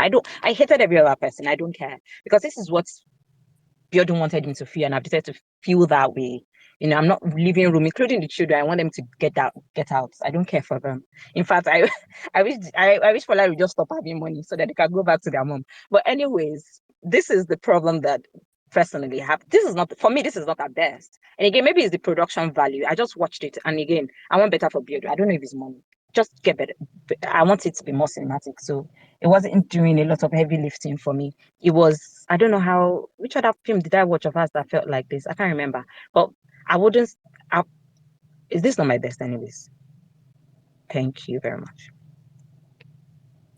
All right, thanks, Elizabeth. I more on Sorry. Hey. I'm so sorry. One more thing, and I'm out. The dialogue, right? It was very middle classy. I don't know how to put it. It felt like what I would want people to say rather than what people were saying. So it wasn't exactly very natural for me. Thank you. All right. Okay. Just gonna read some comments. Israel says this movie could have done with less flashbacks. That's Israel of the House of L. Demi says it'd be like, say, person go, the carry textbook come this class. I put this one up here just because I'm just saying, I know some people here have some deep knowledge, seems like they have some deep Nollywood knowledge and all of that, but everybody is welcome. Even if you just want to come and say, I actually just love the movie, or I actually just didn't like it, there's something about it, I don't know what, everybody's free. All right. I think next on the list is Rotimi, and then it's Edwin. Rotimi, are you there? Oh yeah. I'm here. Can you hear me? Yes. Okay. Okay. So anything I say does not take away from the fact that I like this movie. So that's first disclaimer out of the way. The only thing that does me, but I think is more an issue of I don't know how much Biodun has in terms of our production, our budget. So I'm almost like I'm forgiving what I think I'm perceiving as maybe if I think it's a flaw. So it's almost like our sister's house, like our house, I don't know, I just can't feel that this house is a little bit too like it looked too nice for a cleaner. I'm just saying I don't know how much she was making. Maybe she was making a lot of money. Maybe her boss was paying her well. I just felt the house looked a little too nice for a cleaner. That's just me. Never got to see any of the rich people's houses, like which is like they had a party, and that house that even had the party was supposed to be at the them DM's house or whatever. I don't even think that house looks better than actually Sister's house, and it's supposed to be a more expensive house. So I never got to see any of the expensive houses that she was supposedly cleaning. But I always put it down. So this is maybe I'm now projecting from my own production experience. I'm always projecting that how much did she really have? Like even the questions people people are raising about the stories about like how what could be done more with the stories. I'm always now questioning myself because how much time does she have? How much time does she have in terms of our budget that she can keep the actors to go deeper? So I think that a lot of things that when I look at Biodun, it's almost like I'm looking at it like there's a style she's approaching, there's a way she approaches her story, which is like maybe like Elizabeth or you can say about the writing it from a prose angle is because it looks like if I have to show people, I have to go into more depth, I have to spend more money on sets, I have to spend money for a technical department, which even technically there's a level that this thing looks like. It doesn't look cinematic, but I'm also putting that down to how much budget does she actually have? Because I can tell you up the top of my head that these are the DPs you're supposed to get. But even if you get the DPs need a certain level of equipment which you have to rent, and you have to rent for a number of days, certain kind of cameras, certain kinds of editors, certain types of grade. All that is the technical jargon that nobody cares about. I understand. So I'm just looking at it that I just feel that if she gets bigger budgets to work with that can help her expand, then also expand, because that's expansions we're looking at visually. I also think they will help her expand also on the story, on the way the stories are told. So I think what she does works because at least she gets the emotional core. But now, can that thing be expanded? Can we go more into all these other characters? Can we expand more? But to expand more needs more time. Needs more time means more time means you're spending more to stay on set to shoot. So I look at when I can already tell that there is not. I can use my eye to gauge, just do a over the head on top of my head budget. I'm like, this house cost so and so to get this actor so and so. How many days did they shoot? Oh, this is how many days the publisher this 2 3 days. Look at the costume. I look at everything. I look at the technical quality. I'm like, okay, this thing probably around this amount, and I'm going to sell it for this amount because at the end of the day, a lot of people why the kickback a lot from the Nollywood guys is because they are running a business and they are trying to tell these stories, even if we think that they are not being told properly. Is through is how they can generate this content through the business, and the people that are paying for the content are paying for it. But I believe that it can be better. I've seen better being done, but all hands are not equal. Everybody doesn't have access to the same funding that everybody else has. So yeah, that's the only thing I can say about that.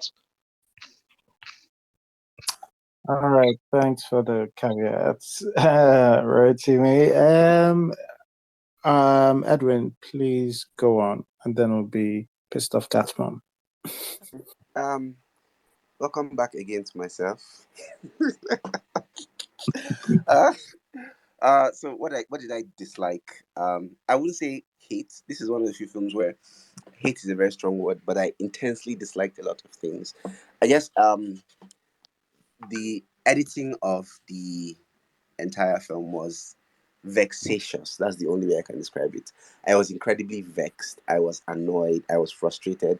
Every single time they cut from the past to the present, it threw me completely out of the film and back to reality. And I had to like re-immerse myself every single time because the flash, it was like they were using flash photography to switch between the past and the future.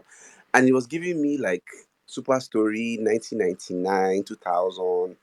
And I was like, yeah, like I understand that Biodun does Super Story type of films, but you don't have to take everything. Like, leave some things in 1999, leave some things in 2000. Like, any content creator on Instagram can teach you how to transition seamlessly. There was no need for any of that. It was incredibly vexing, which what made it even worse is that the transitions from the past to the present. I understand that somebody earlier said that there was no need for any backstory, and that it just started from when she was pregnant. And yes, it does technically work, but it also does not work because Sista's character sacrifices a whole lot for Fola's character, and it is never established that she even likes him or that she likes the child that she's pregnant with.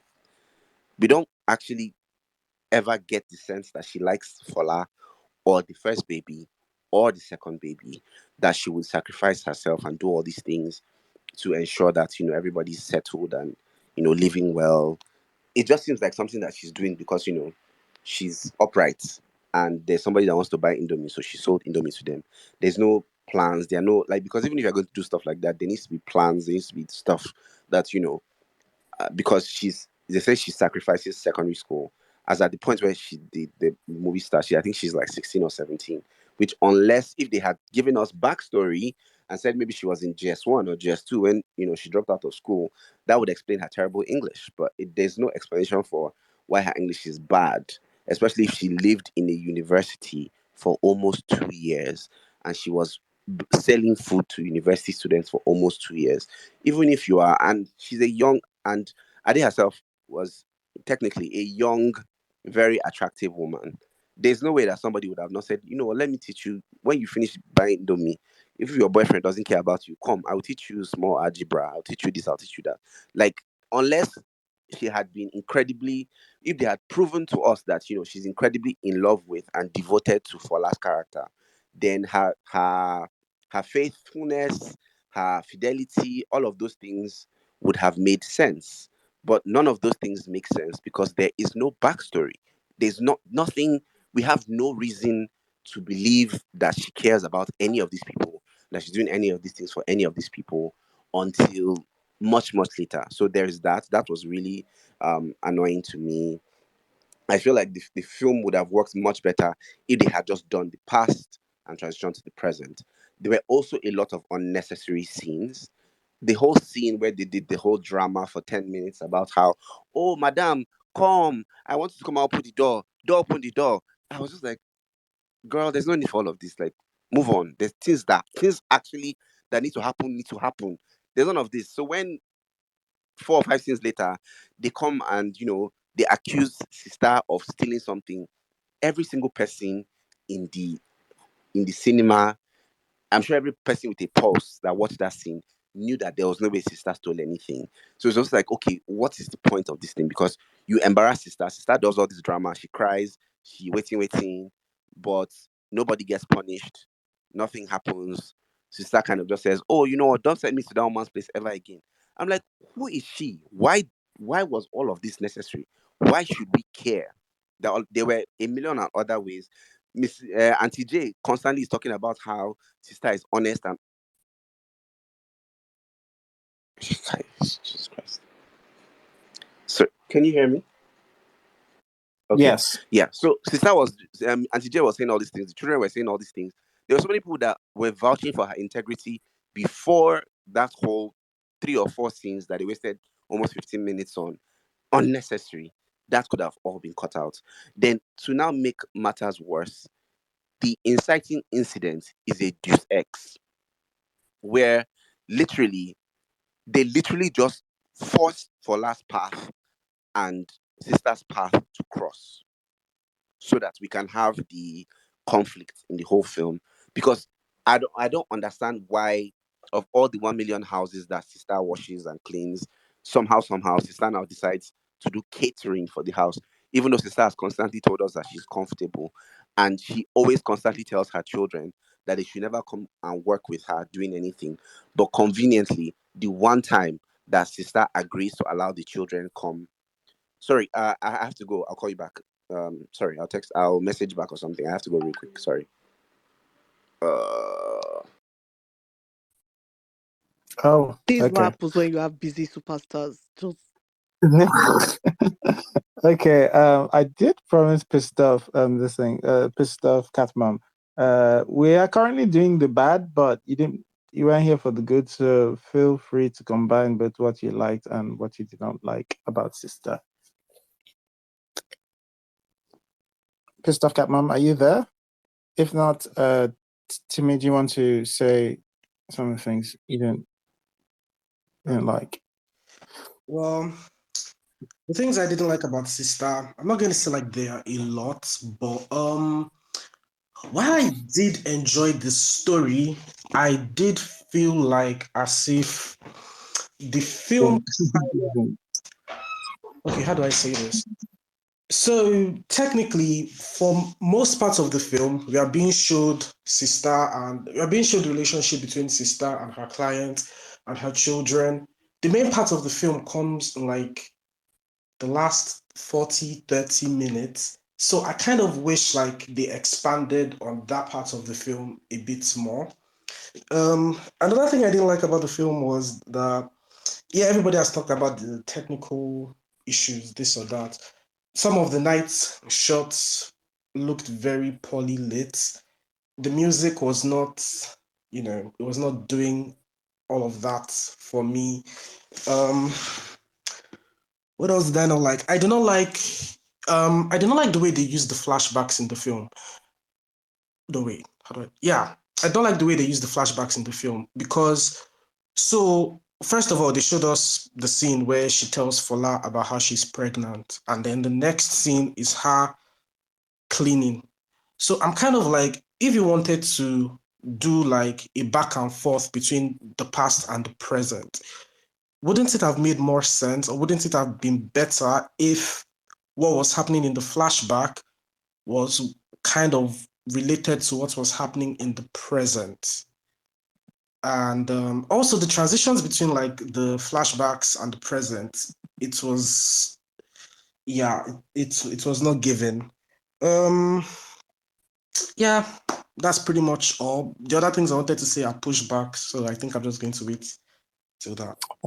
Okay, all right. Timmy's gearing up for his pushback. I like that. And Mrs. C, what are the things that you didn't take to? I feel like it would just be a reiteration of what Vanessa has said. So you don't want to say anything again? I don't know. I don't know if there's a point to it, but yeah, for me, I think what I did find, what I disliked the most was that I did find it, rather. I think the characters were quite, I don't know if shallow or, yeah, surface level. The characters were quite surface level, and I think we were just talking about it, like even the children. I think Elizabeth complained about, like, said she found the children like quite annoying, and Vanessa talked about the the euphoria of having that parent in your life that wasn't there before, and that's perfectly fine. I understand that. However, these children were also quite grown. I think there was like a 21-year-old or one that was turning 21. And then there was like an Nice. 18, 19-year-old. So these children are both legally adults, right? You got to bring your law into this. No, they're legally adults. They're old enough to have developed that fierce loyalty to their mother, right? We've seen, them going, we don't want you to work on Sundays, we care about you, we want to help you, we want to reduce your burden. So it really seems out of nowhere for them to develop such an instant bond with someone who hurt their mother that deeply. And it would have been fine for them to have a relationship if we had seen them work through that relationship. Because another thing is, I saw a lot of people not like the ending, right? And there's a lot of, well, it's reality, right? It's more real. It's, you might not like that Fola didn't suffer, but this is what happens more in reality.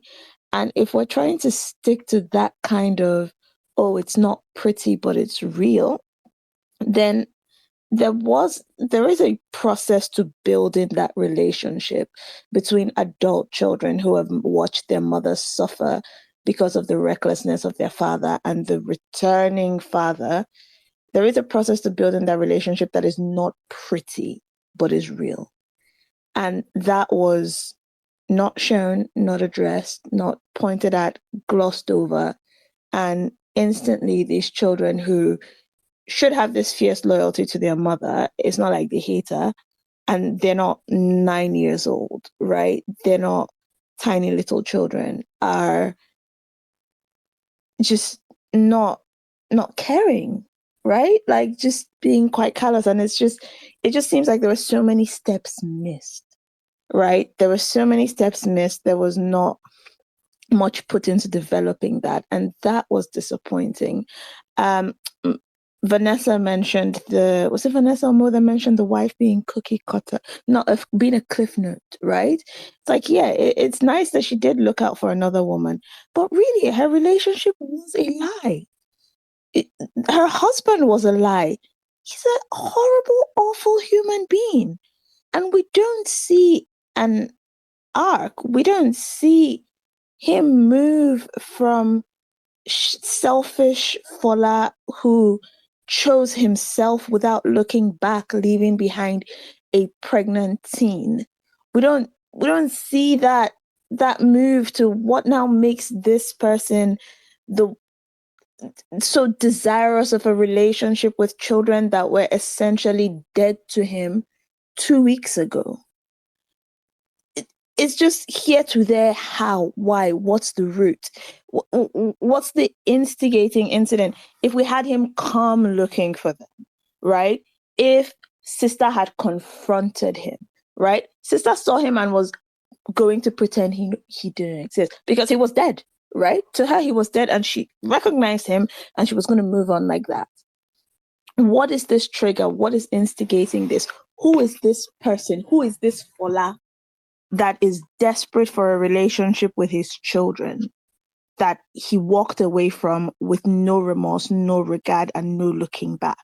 Or show us that he did have remorse, right? Show us that he was tortured all these years, and even though he moved on with his life, there was a part of him that was missing and was always an indication, something, anything, give me something. But I didn't have that. So there was no part of me that rooted for this relationship with the children, this,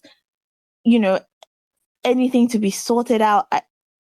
And there was no part of me that thought, oh, Sista is overdoing it, because some people thought, oh, maybe at some point she overdid it, but they can understand her bitterness. She did not do enough, because there was nothing you've shown me from this person that's indicating that, yes, definitely, let's welcome this man into our lives and he's never going to leave us again. So yeah, I did find that, and the children's characters as well, their mother told them their father was dead. There's no navigation of, do they feel betrayed that she lied to them? We don't navigate that. Do they, how do they build this bond with their father besides dancing legwork on the beach while he buys them iPhones and promises them abroad educations without having one word with their mother about it? What is wrong with these children? They're adults. If they were 12, if we had aged these children down, I would be perfectly fine with them. That would have been fine if we'd aged them down. But they're a little too old, and they're old enough to know better. They're old enough to have some sense. These children are in university. If they don't have sense, they'll scam them in school.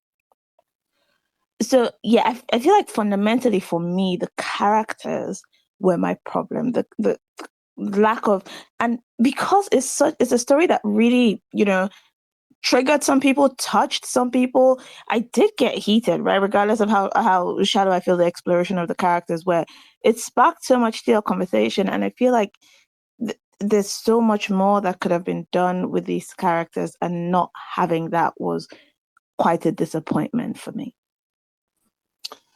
Ooh, okay. Thanks, Mrs. C. I think a lot of my main issue with the stories and characters you've touched on, if I was going to tie them in a some sort of bow, and I won't go into much into it because I think you've done as good as a job as I could have done, but better job than I would have done. Sorry, not as good, better. But I think one of the key things is there's something missing in all three, like almost all four of the main pieces, really. So for Fola, it's, you've mentioned it perfectly, like, who's this guy who was callous enough to leave 2 children and move on into a new relationship without a thought, and then come back to be so like, oh my God, I need my children. Oh my God, I need to do the right thing. Who are these 2 different guys? What happened in between the middle? Because they are not the same person.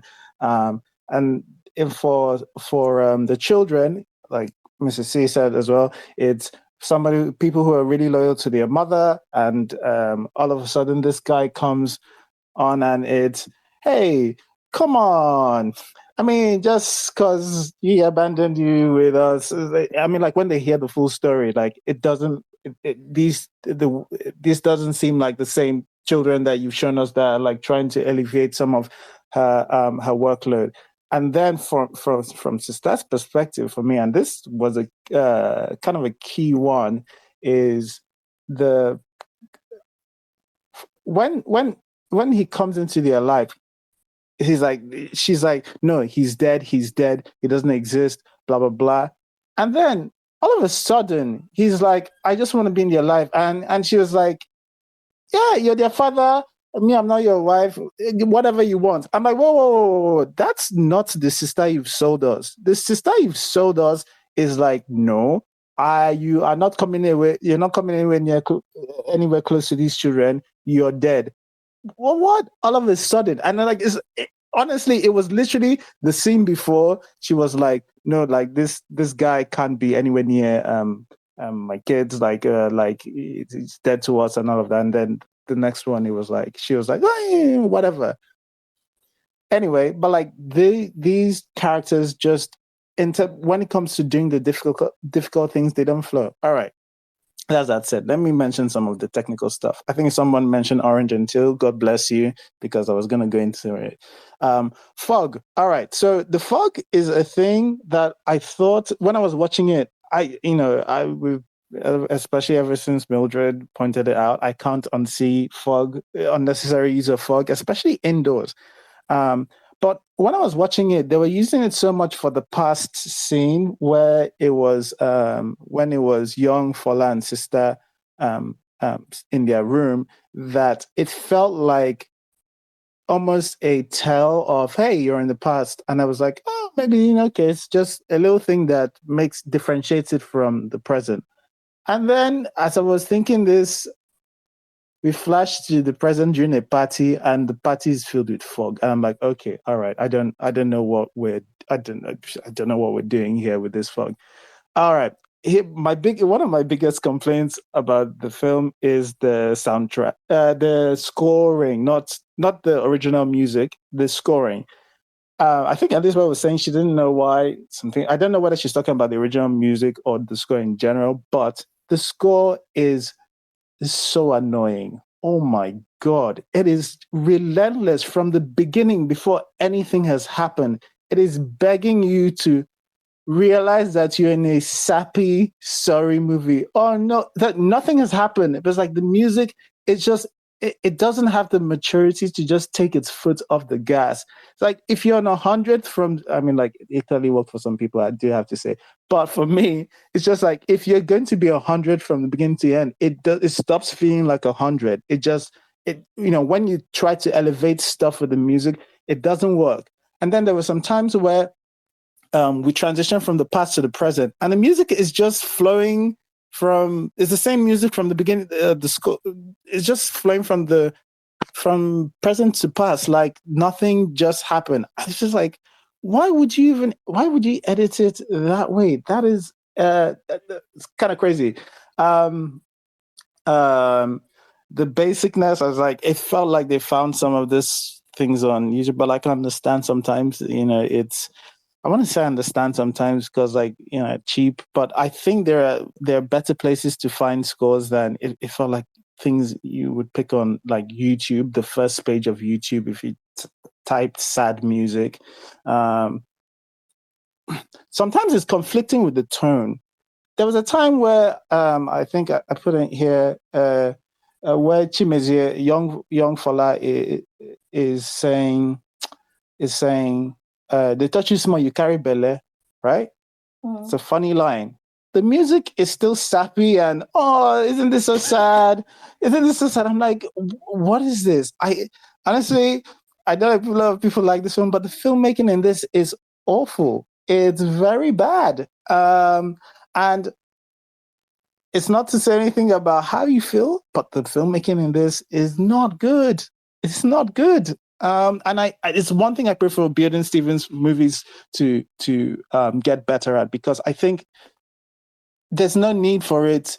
I know like some people don't care about it, but I promise you, if all these things were better, you would enjoy it more. It's just how these things are. Sometimes like it is some of those things like you don't notice them until you see the better version of them. But like, and I know because we've been used to a certain standard, but that's for that anyway.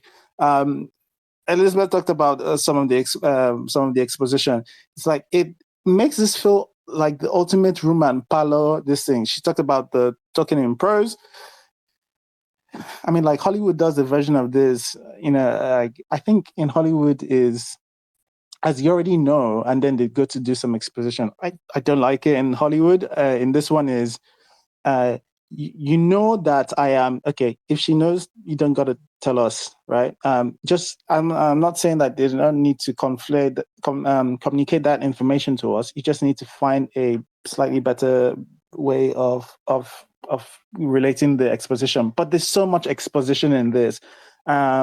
even the letter, the flashbacks people have talked about, but I just want to point out there's a point where the movie flashes back just so that you can see Sista get a letter from the council. That's the only thing in that flashback. That's the only thing that happens.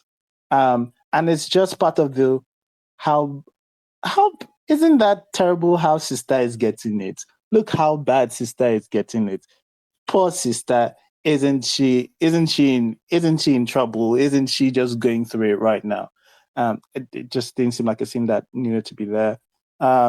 Somebody said the cinematography, I think was Anika. I love you, Anika, but the cinematography in this is very bad. The person who has the camera has ADHD, cannot keep still. It's just like if you keep sliding it's cinematography. It's just always on the slider, left to right, left to right. Sometimes Kende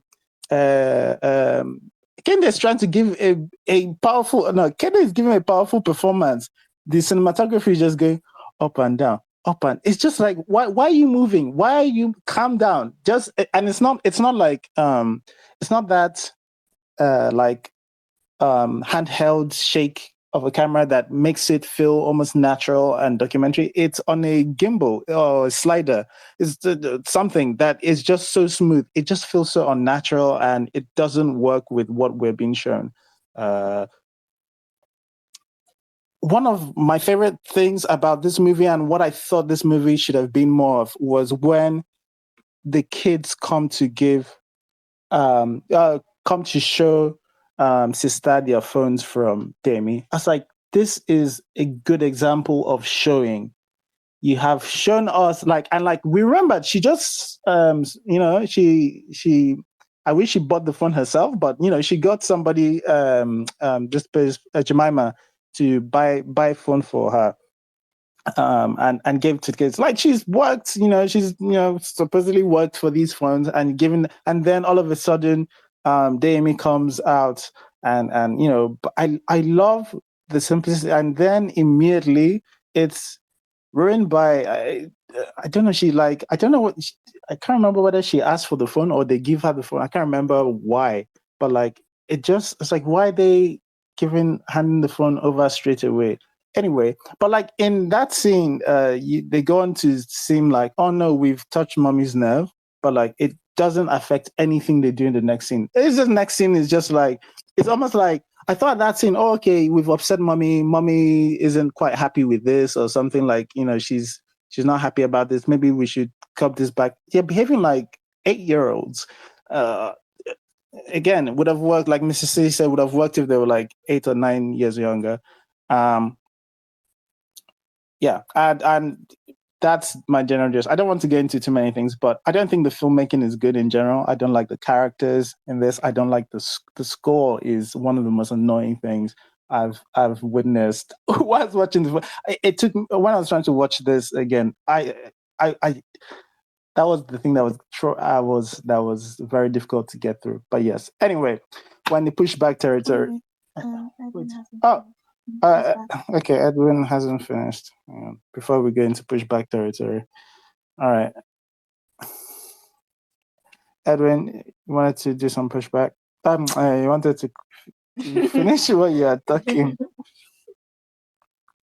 Edwin, are you there? Can you hear? Yes, I can hear. Sorry, I couldn't hear you for a second. But yeah, so I had one or two more things to add to my dislikes. The first was character motivation. I think for a character study like Sista, where we are essentially going through one character's personal growth and her emotional journey, that goes from one place to another place. It Sista is a sponge. A lot of things happen to Sista. Sista processes it, she adjusts, but we never actually understand why Sista is doing anything she's doing. We don't understand why she needs integrity. Like, nobody's trusting you with anything in particular, with the exception of this one woman who allowed you into her house without anything. They've never put any backstory that you stole anywhere. There's nothing with Fola that says, stealing or dishonesty is part of your character growth, or you've had any traumatic experiences with dishonesty that has motivated you to be so about being perceived as honest. Not even particularly being honest, just being perceived as honest, because it's like, I want people to perceive me as one thing. So there was never really any character development that showed us that, okay, this is the reason why Sister is very particular about this thing, why she believes this thing. And if Sister cares so much about honesty, why would she lie to her children that their father is dead and keep that lie for 12 years? Like, if they were children, that's one thing. They're teenagers now. One is in university, the other one is going into university. Why are you still lying to your children about their heritage, about their father, when you say that honesty is your primary motivation for whatever you do? These are children that you are honest with about everything else, according to the script, according to the story, the script. You pride on honesty with everybody. You are fair to everybody. Why would you be so unfair to your children? And now, this is something that if she was a conflicted, like if she was a character with complexity and conflictions, we would understand, because she would have told us herself that, oh, this is why I chose to lie. This is why I did this. She's like, oh, at some point when Fola asks her is when she mentions that, oh, I like to protect them, but there is no protect them from who? Nobody knows who you are. You clearly did not make any efforts to find Fola, because Fola went to NYSC camp. He would have been in whatever state he is for a year. You could have, if she cared about Fola, which again goes back to the idea that she doesn't seem to care about him particularly in any way, because if she cared about him, she would have known where he was. Like, she was with him for 2 years. She paid through his NYSC and all of those things. And I understand that part of the story justification is that she's illiterate. But even if she's illiterate, she would have known where he was posted to. And if you knew where he was posted to, and you had one child, two children, you could have gone to find him in camp. You could have gone to Ocean State, done something, gone somewhere, tried something. She didn't seem to try anything. She just kind of accepted that, oh, he's gone, because it kind of served the plot for him to be gone so that he could be a bad guy, and she didn't really do anything to help. So it just felt like a lot of the character motivations, especially for Sister, were conflicting. They were inconsistent. They were paradoxical. And it just made her a very unreliable narrator for me, unreliable protagonist for me, because if everything that you're doing is based on a lie, and you've lied to Auntie J, you've lied to all these people that you claim to care about and trust, who you say they have been good to you, but you're also as in apoplectic because somebody questioned your integrity. It's hard to reconcile the two, and I felt like more than anything else, that was why a lot of her choices for me did not make sense. Okay, that's everything I have. All right, thanks, Edwin. Okay, so we're going to head into Pushback. This is where we can now discuss with each other. All right, Icons, you can go first. Yeah, I have a Edwin. I like you, but I have a very big pushback against what you just said. First of all, she's not illiterate. She knows how to read. She just went all the way to high school. She just didn't take the WAEC to go to college. That's not illiteracy. She knows how to read. I know we often say illiterate like, oh, you're uneducated. Sometimes most of the people just didn't go to university and we just say you're uneducated to people. Secondly, why are we blaming her for not going to find the man that ran away? He ran away. She is left with two baby children with a child. They even gave us the explanation that her wares and her stuff, and the things that she used to make, what's it called? Money. Sorry, brief correction. She was pregnant. I'm supporting you when you call. Again, she was. Eight Thank you. months She pregnant. was pregnant. She was also pregnant, and by the way, he wasn't willing to really tell her what area. But okay, let's say he did tell her. He also says there is no discussion in his text message. There is no discussion. Please accept this. There are many things that were going on directly in her life at that moment that she could not go find Fola. He ran away. He left. He literally left. If she goes find her, what's going to happen? He turns So around. let me. But First of all, I didn't really. wait. I didn't say no. Wait, I'm sorry. Let me just clarify. I didn't say she like. I didn't. I'm not blaming her for not going to look for him, but her children. What I'm saying is that her children have a grandmother, a paternal grandmother, that she knows where that person is. If she doesn't know where Fola is, those children grew up without any extended family from her maternal and her paternal side. Her family might have been strict about her not having about her having a child and marrying Fola, but they did not say she's dead to them. If Fola was misbehaved, there were other people, like the children could have had a proper family network, extended family network. That's what I'm saying. She didn't look for anybody. She just lied to them that that Fola was dead. They don't have a father. They don't have a family because it was convenient for her. And that's what I'm saying. That this is a plot. It's a plot problem, not really it's. a sister problem. I just want to be back. Now, this is another type of thing I kind of want to push back again. This is a written work. It is not going to look exactly like actual life. That is not the focus of the story. That is why we keep getting movies where people keep on thinking, no, it is a written work. We should accept that sometimes those things will not happen. Like, then I feel like then it becomes a criticism on the concept of writing itself. Because then you have to have a detail for every single tiny little thing. And there is no way a writer from the beginning of time to this will ever do that.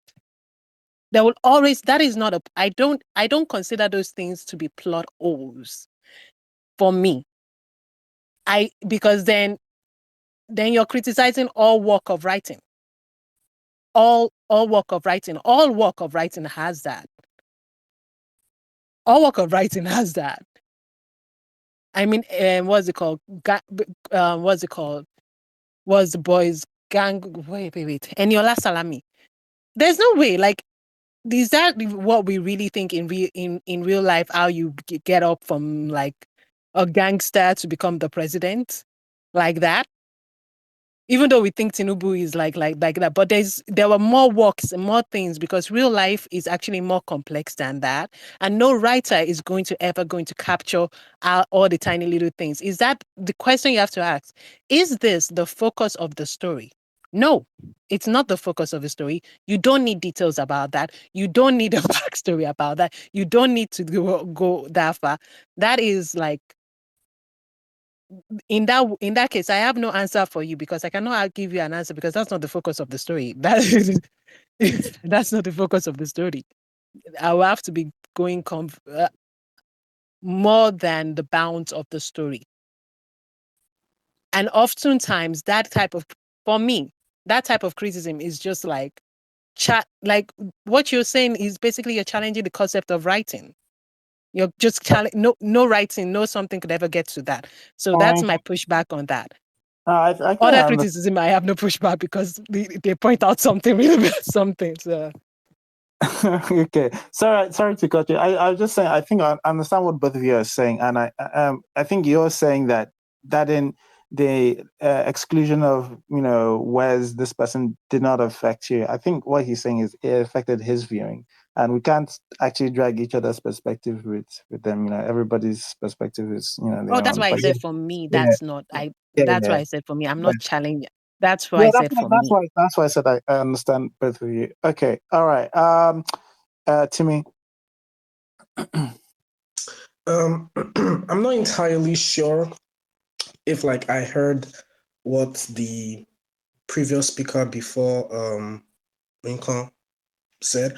But regarding not having a family network, I'm kind of sure at the beginning of the film, their families kind of chased them out because we see Ronke, we see this woman's, what's her name, Vicky's aunt and Fola's mom literally chasing the both of them out of the house. That, oh, if you can enjoy what married people are eating, then I cannot feed you, your wife, and your unborn child. So I mean, it really doesn't make sense for her to now say that, oh, she wants to go back to that same family that shunned her. That's the first one. The second one was regarding where they were talking about her English and her illiteracy. Vicky went to school. She did all the way till SS3, but she didn't go to the university. So it doesn't really, you know, get what. But another thing that I would like to push back on is how they. Let me tell me which with the pushing back on English, which is this? Cause I'm not sure. What are you pushing back against in particular? Because there might be a couple of things that have been said on this. I remember Elizabeth mentioning the depth, the debts one and the depth one, and her pushback on that was that the correction was incorrect even. So what in particular are you speaking on? I mean, like, I think she was saying it was annoying and incorrect. I was talking about where they were saying she was an illiterate. Okay, all right, okay, all right. Okay. Yeah, there was also another part where they were making mention of Sista being not right at the beginning of the film. Is it Mrs. Uzo came to search her house where they made us see all of that scene where someone was talking about why should we care about those scenes? I feel like we should care about those scenes because it's at the beginning of the film and it tries to get us an insight into who Sista is. It tries to make us, will I say, root for Sista. It tries to make us see how she is trustworthy. Someone also made mention about how the house that she's living in. Sorry. I mean, like, I actually prefer the pushback sessions like this, like, so that we can talk on the specific notes. So, like, I mean, I think Mia and Edwin sort of touched on that.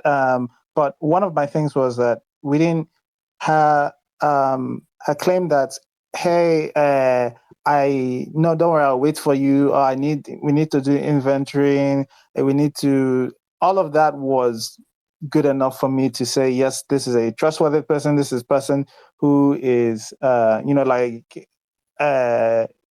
board and all of that.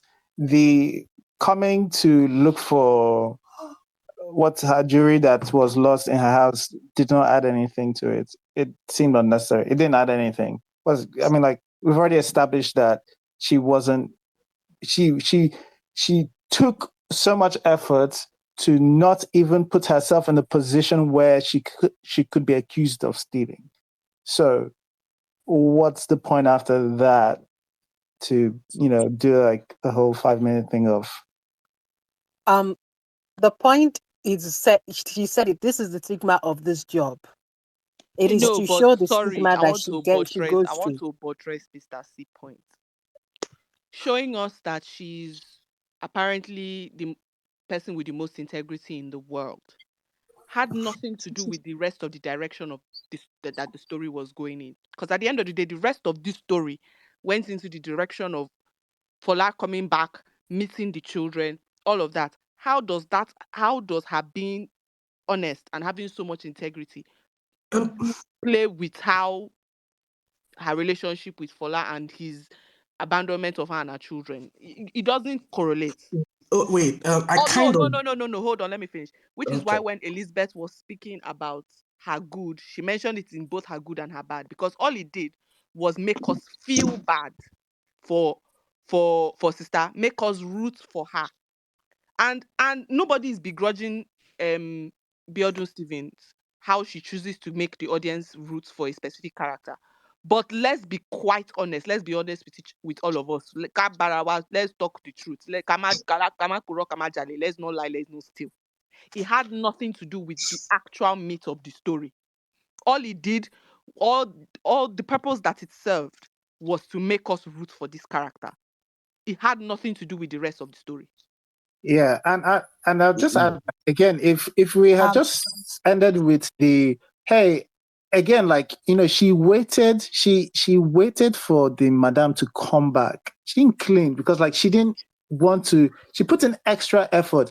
If we had just even left it at that, right, would have gone. Oh, somebody who is number one. Maybe we kind of just read it as experience and but like going the extra mile with the scene of that, like what else? What's that additional scene where they go to ransack? What's that supposed to do in terms of this?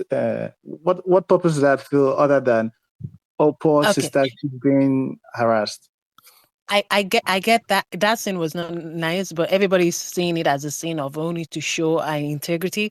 It's not only to just show our integrity, it's also to show the stress and the embarrassment and the sort of things that she goes through because she's an housemaid. She literally the line that she literally says it, this is the stigma of this job.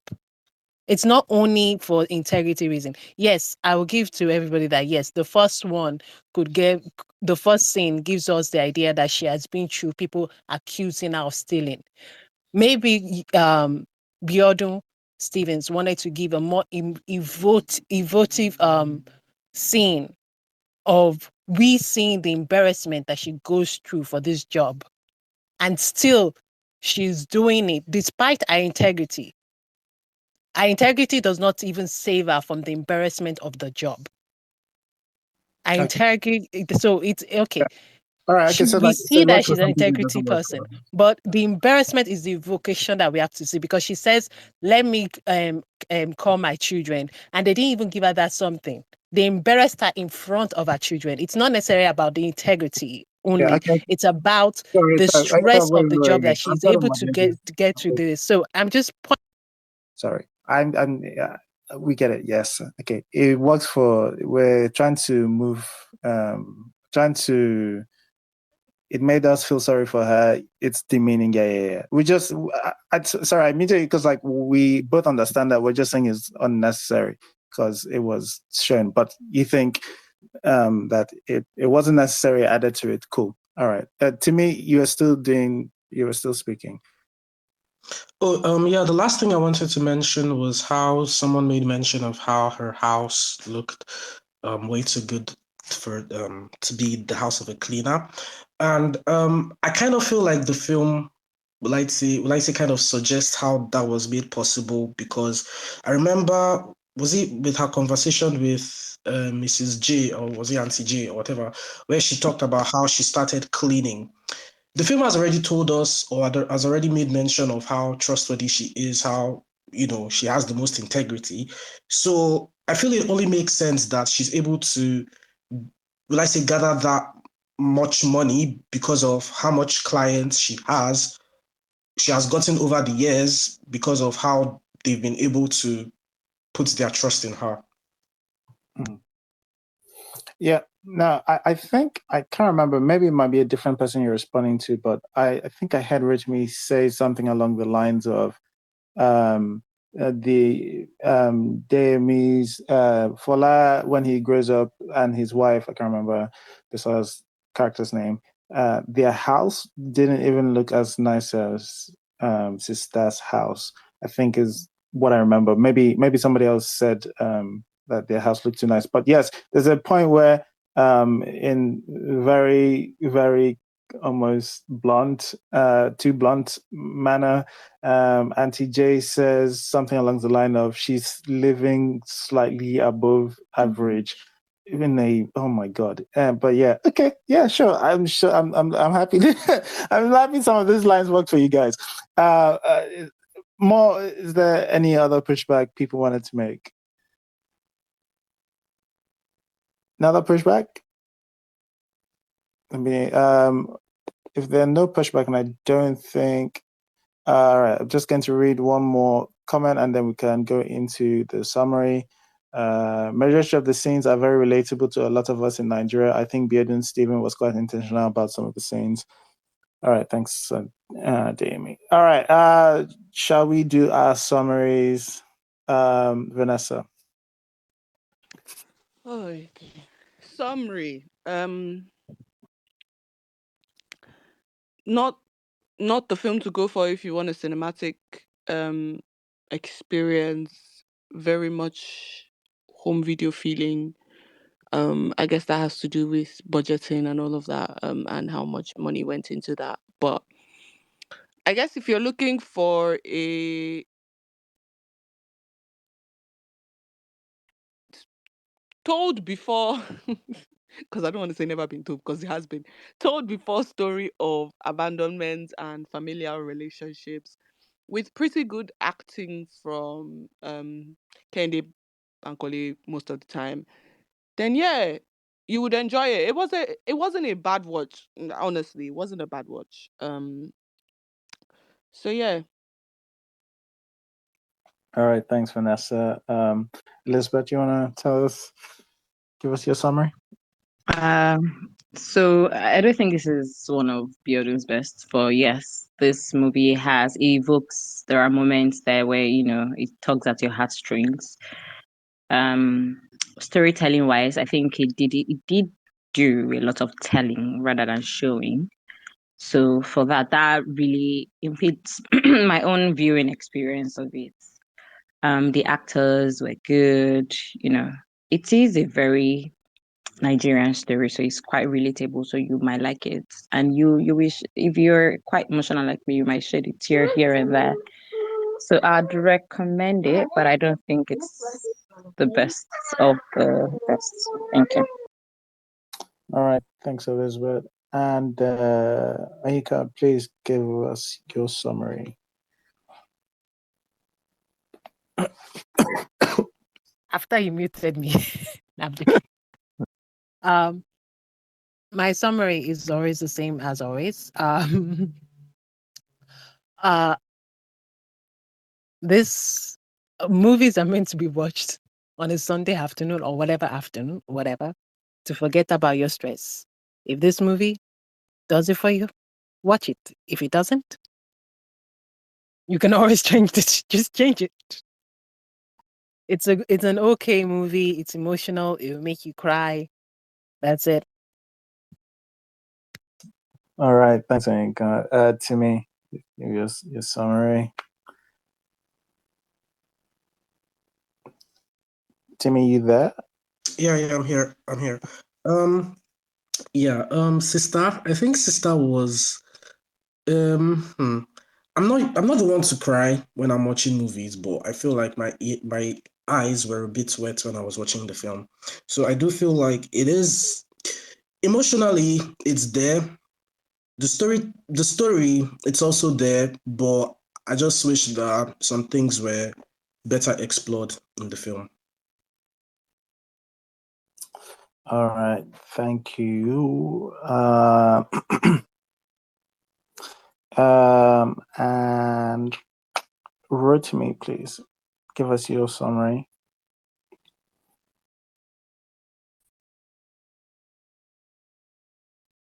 Rotimi, are you there? Okay, if not, Marshmallows, do you want to give us your summary? Yes. So I listened a lot to what everyone else had to say today, and it's kind of consistent with how I felt about the movie. I think it's an easy watch, so I would recommend it to people, which is like, it's not, I mean, you don't have to do too much thinking or, ask too many questions, so you can follow the story. Someone else mentioned in their summary that it was good, like the storytelling was good. They didn't show it as much, and that's where a lot of questions or raised eyebrows I had about the movie came from. I guess they were trying to make it simple, but I will say this, that I watched it with a non-Nigerian who I've been introducing to a couple of Nollywood movies, and his feedback in the end was, "Oh, this was okay. Like, compared to some other attempts at Nollywood movies, this was fine because we could talk about some of the themes in the end." And yeah, if you're watching it, you have to deal with some unnecessary flashbacks, but emotionally it does tug at your heartstrings, so you're still kind of into it despite some unnecessary visuals that you have to survive through. In the end, the conversation that we did have was that I don't know, like, if a deadbeat father was watching this movie, I don't think that they will come out of it with knowing what the right thing is to do. I think, because to me, like, I don't know, like, and someone made a comment saying that they had, like, by the time the revelation came out, it was like 30 minutes to the end of the story, so maybe they didn't have much time to tell that story. But the way the whole thing played out, I feel like they should have put a warning at the end, like, if you're a deadbeat dad, this is not the way to go about reconciling with your former family. So yeah, so the way it ended, I just didn't like it. But yeah, in the end, it's an easy watch, and yeah, it does provide conversation for you and other people watching it. Like, there's stuff to talk about in the end. So yeah, that's my overall summary. All right, thanks, man. I didn't actually mention that thing I had with the ending where I hated that ending so much because it just felt like an intervention for Sista. It's like, hey, we're here to help you acknowledge that you really should accept Fola at this time. Everybody was just, even including Auntie J, right? We're just there like, hey, yo, that was the problem. like, hey, Sister, what are you doing? And then the music starts telling you, hey, Sister, come on now. Oh man, nah. Okay, that end was anyway. Not to go back into this. Atas, please give us your summary. Well, Hi, I'm sad I missed the space because I actually really love this movie. but we Like, cooked it a for lot. you. But It's done. anyways, my summary was that I love this movie. I thought it told the story it was trying to tell really, really well. I don't think it was a movie's job to educate deadbeat dads. I thought the story was trying to tell of the dad and the mom was told well. I would watch it again. I recommend it, and I enjoyed it. All right, thanks, Atas. I really wish you were here whilst we were doing the cooking because it's would have maybe you'd have had interesting pushback to some of the points some people would have raised. Anyway, Mrs. C. I would recommend this because I've seen it with other people and spoken to other people about it and seen it in a theater full of people. So I know that a lot of Nollywood audience would enjoy this. So I would recommend it to that audience. I thought it had some good performances. Obviously, Kane Day being the standout. I think Biodun Stephen is quite good at finding stories that will resonate emotionally with the Nigerian audience, and I appreciate that. I appreciate not falling into the pit of the heists and all of the oh my god, I'm so over it. I like that she does tell stories What about that prostitution in Italy. in Italy? I like that she does undercover journalism. She does that. She's dedicated to telling stories that do resonate with the Nigerian audience. I appreciate that. I really do. I just really wish there was more depth to there was some exploration of these relationship dynamics that really would have made me feel a lot better about the film. So yeah, that's my summary. All right. Yeah, so I don't think the filmmaking of this is good. The score was one of the most annoying parts of a film filled with a lot of annoying-ish things. I thought it was ugly. Candace's performance is amazing and far above anything else this movie really tried to offer. I don't think the writing is strong. It's not Biodun's best by far. And I know Biodun's capable of doing some things picture perfect. Still one of my favorite movies, Nigerian movies. But yeah, this was not it for me. I don't care about recommending it if people like it. You do your own research. I did not like it. Most people like it. If you want to watch it based on that, good for you. All right, but next Sunday, hey, we entered the first. The what? The first. I say what? The first Nigerian musical. Yes, that's not true. But it's certainly what I've been told. The first Nigerian musical we're speaking about Obaram When next I am Sunday. exists, you people should stop. When what? Oh, you want to, Does is those this people the, remember There are that better film? movies that we can probably be Wait, watching. the hold church on. I actually people? haven't watched this Nobody movie, but remembers I am. Right? Is Ellie that? It's said, not.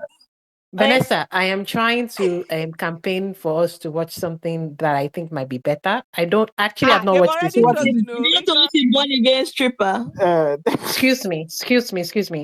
I was very fortunate to meet love in pandemic because New Orleans was calling. But this one, I will feel like I have to watch it because I have no excuse to actually miss it. Hey! I haven't heard too much. I think what kept me up gave it a. It's almost like a. It seems like one leg in, one leg out, if I remember correctly with your review. So I'm Is there at least any other interested. Nigerian movies that we can watch? Any other one? One against stripper. Sorry, This is what are we watching? What are we watching? Obaram. Ah, What? Obaram. can I see Simi sing? Huh? What are you doing, Can I Barcelona? see Simi? Can she sing? We'll find out. We'll find But out. this is a We'll musical. find out. We'll find out on Friday, my G. All right. So then, thank you Oh my guys who God. have come to listen to us. Thank you for sticking with us. Thanks for sharing your comments. Thanks for spending 2.5 plus hours with us. But we'll see you next week when we discuss Obara. All right. Till then, take care of yourselves, guys, and bye-bye. Bye. Thanks for listening to the episode. If you enjoyed listening and would like to join live, just follow us on Twitter at Iroko Critic and join us every Sunday, 6 p.m. West African time on our spaces.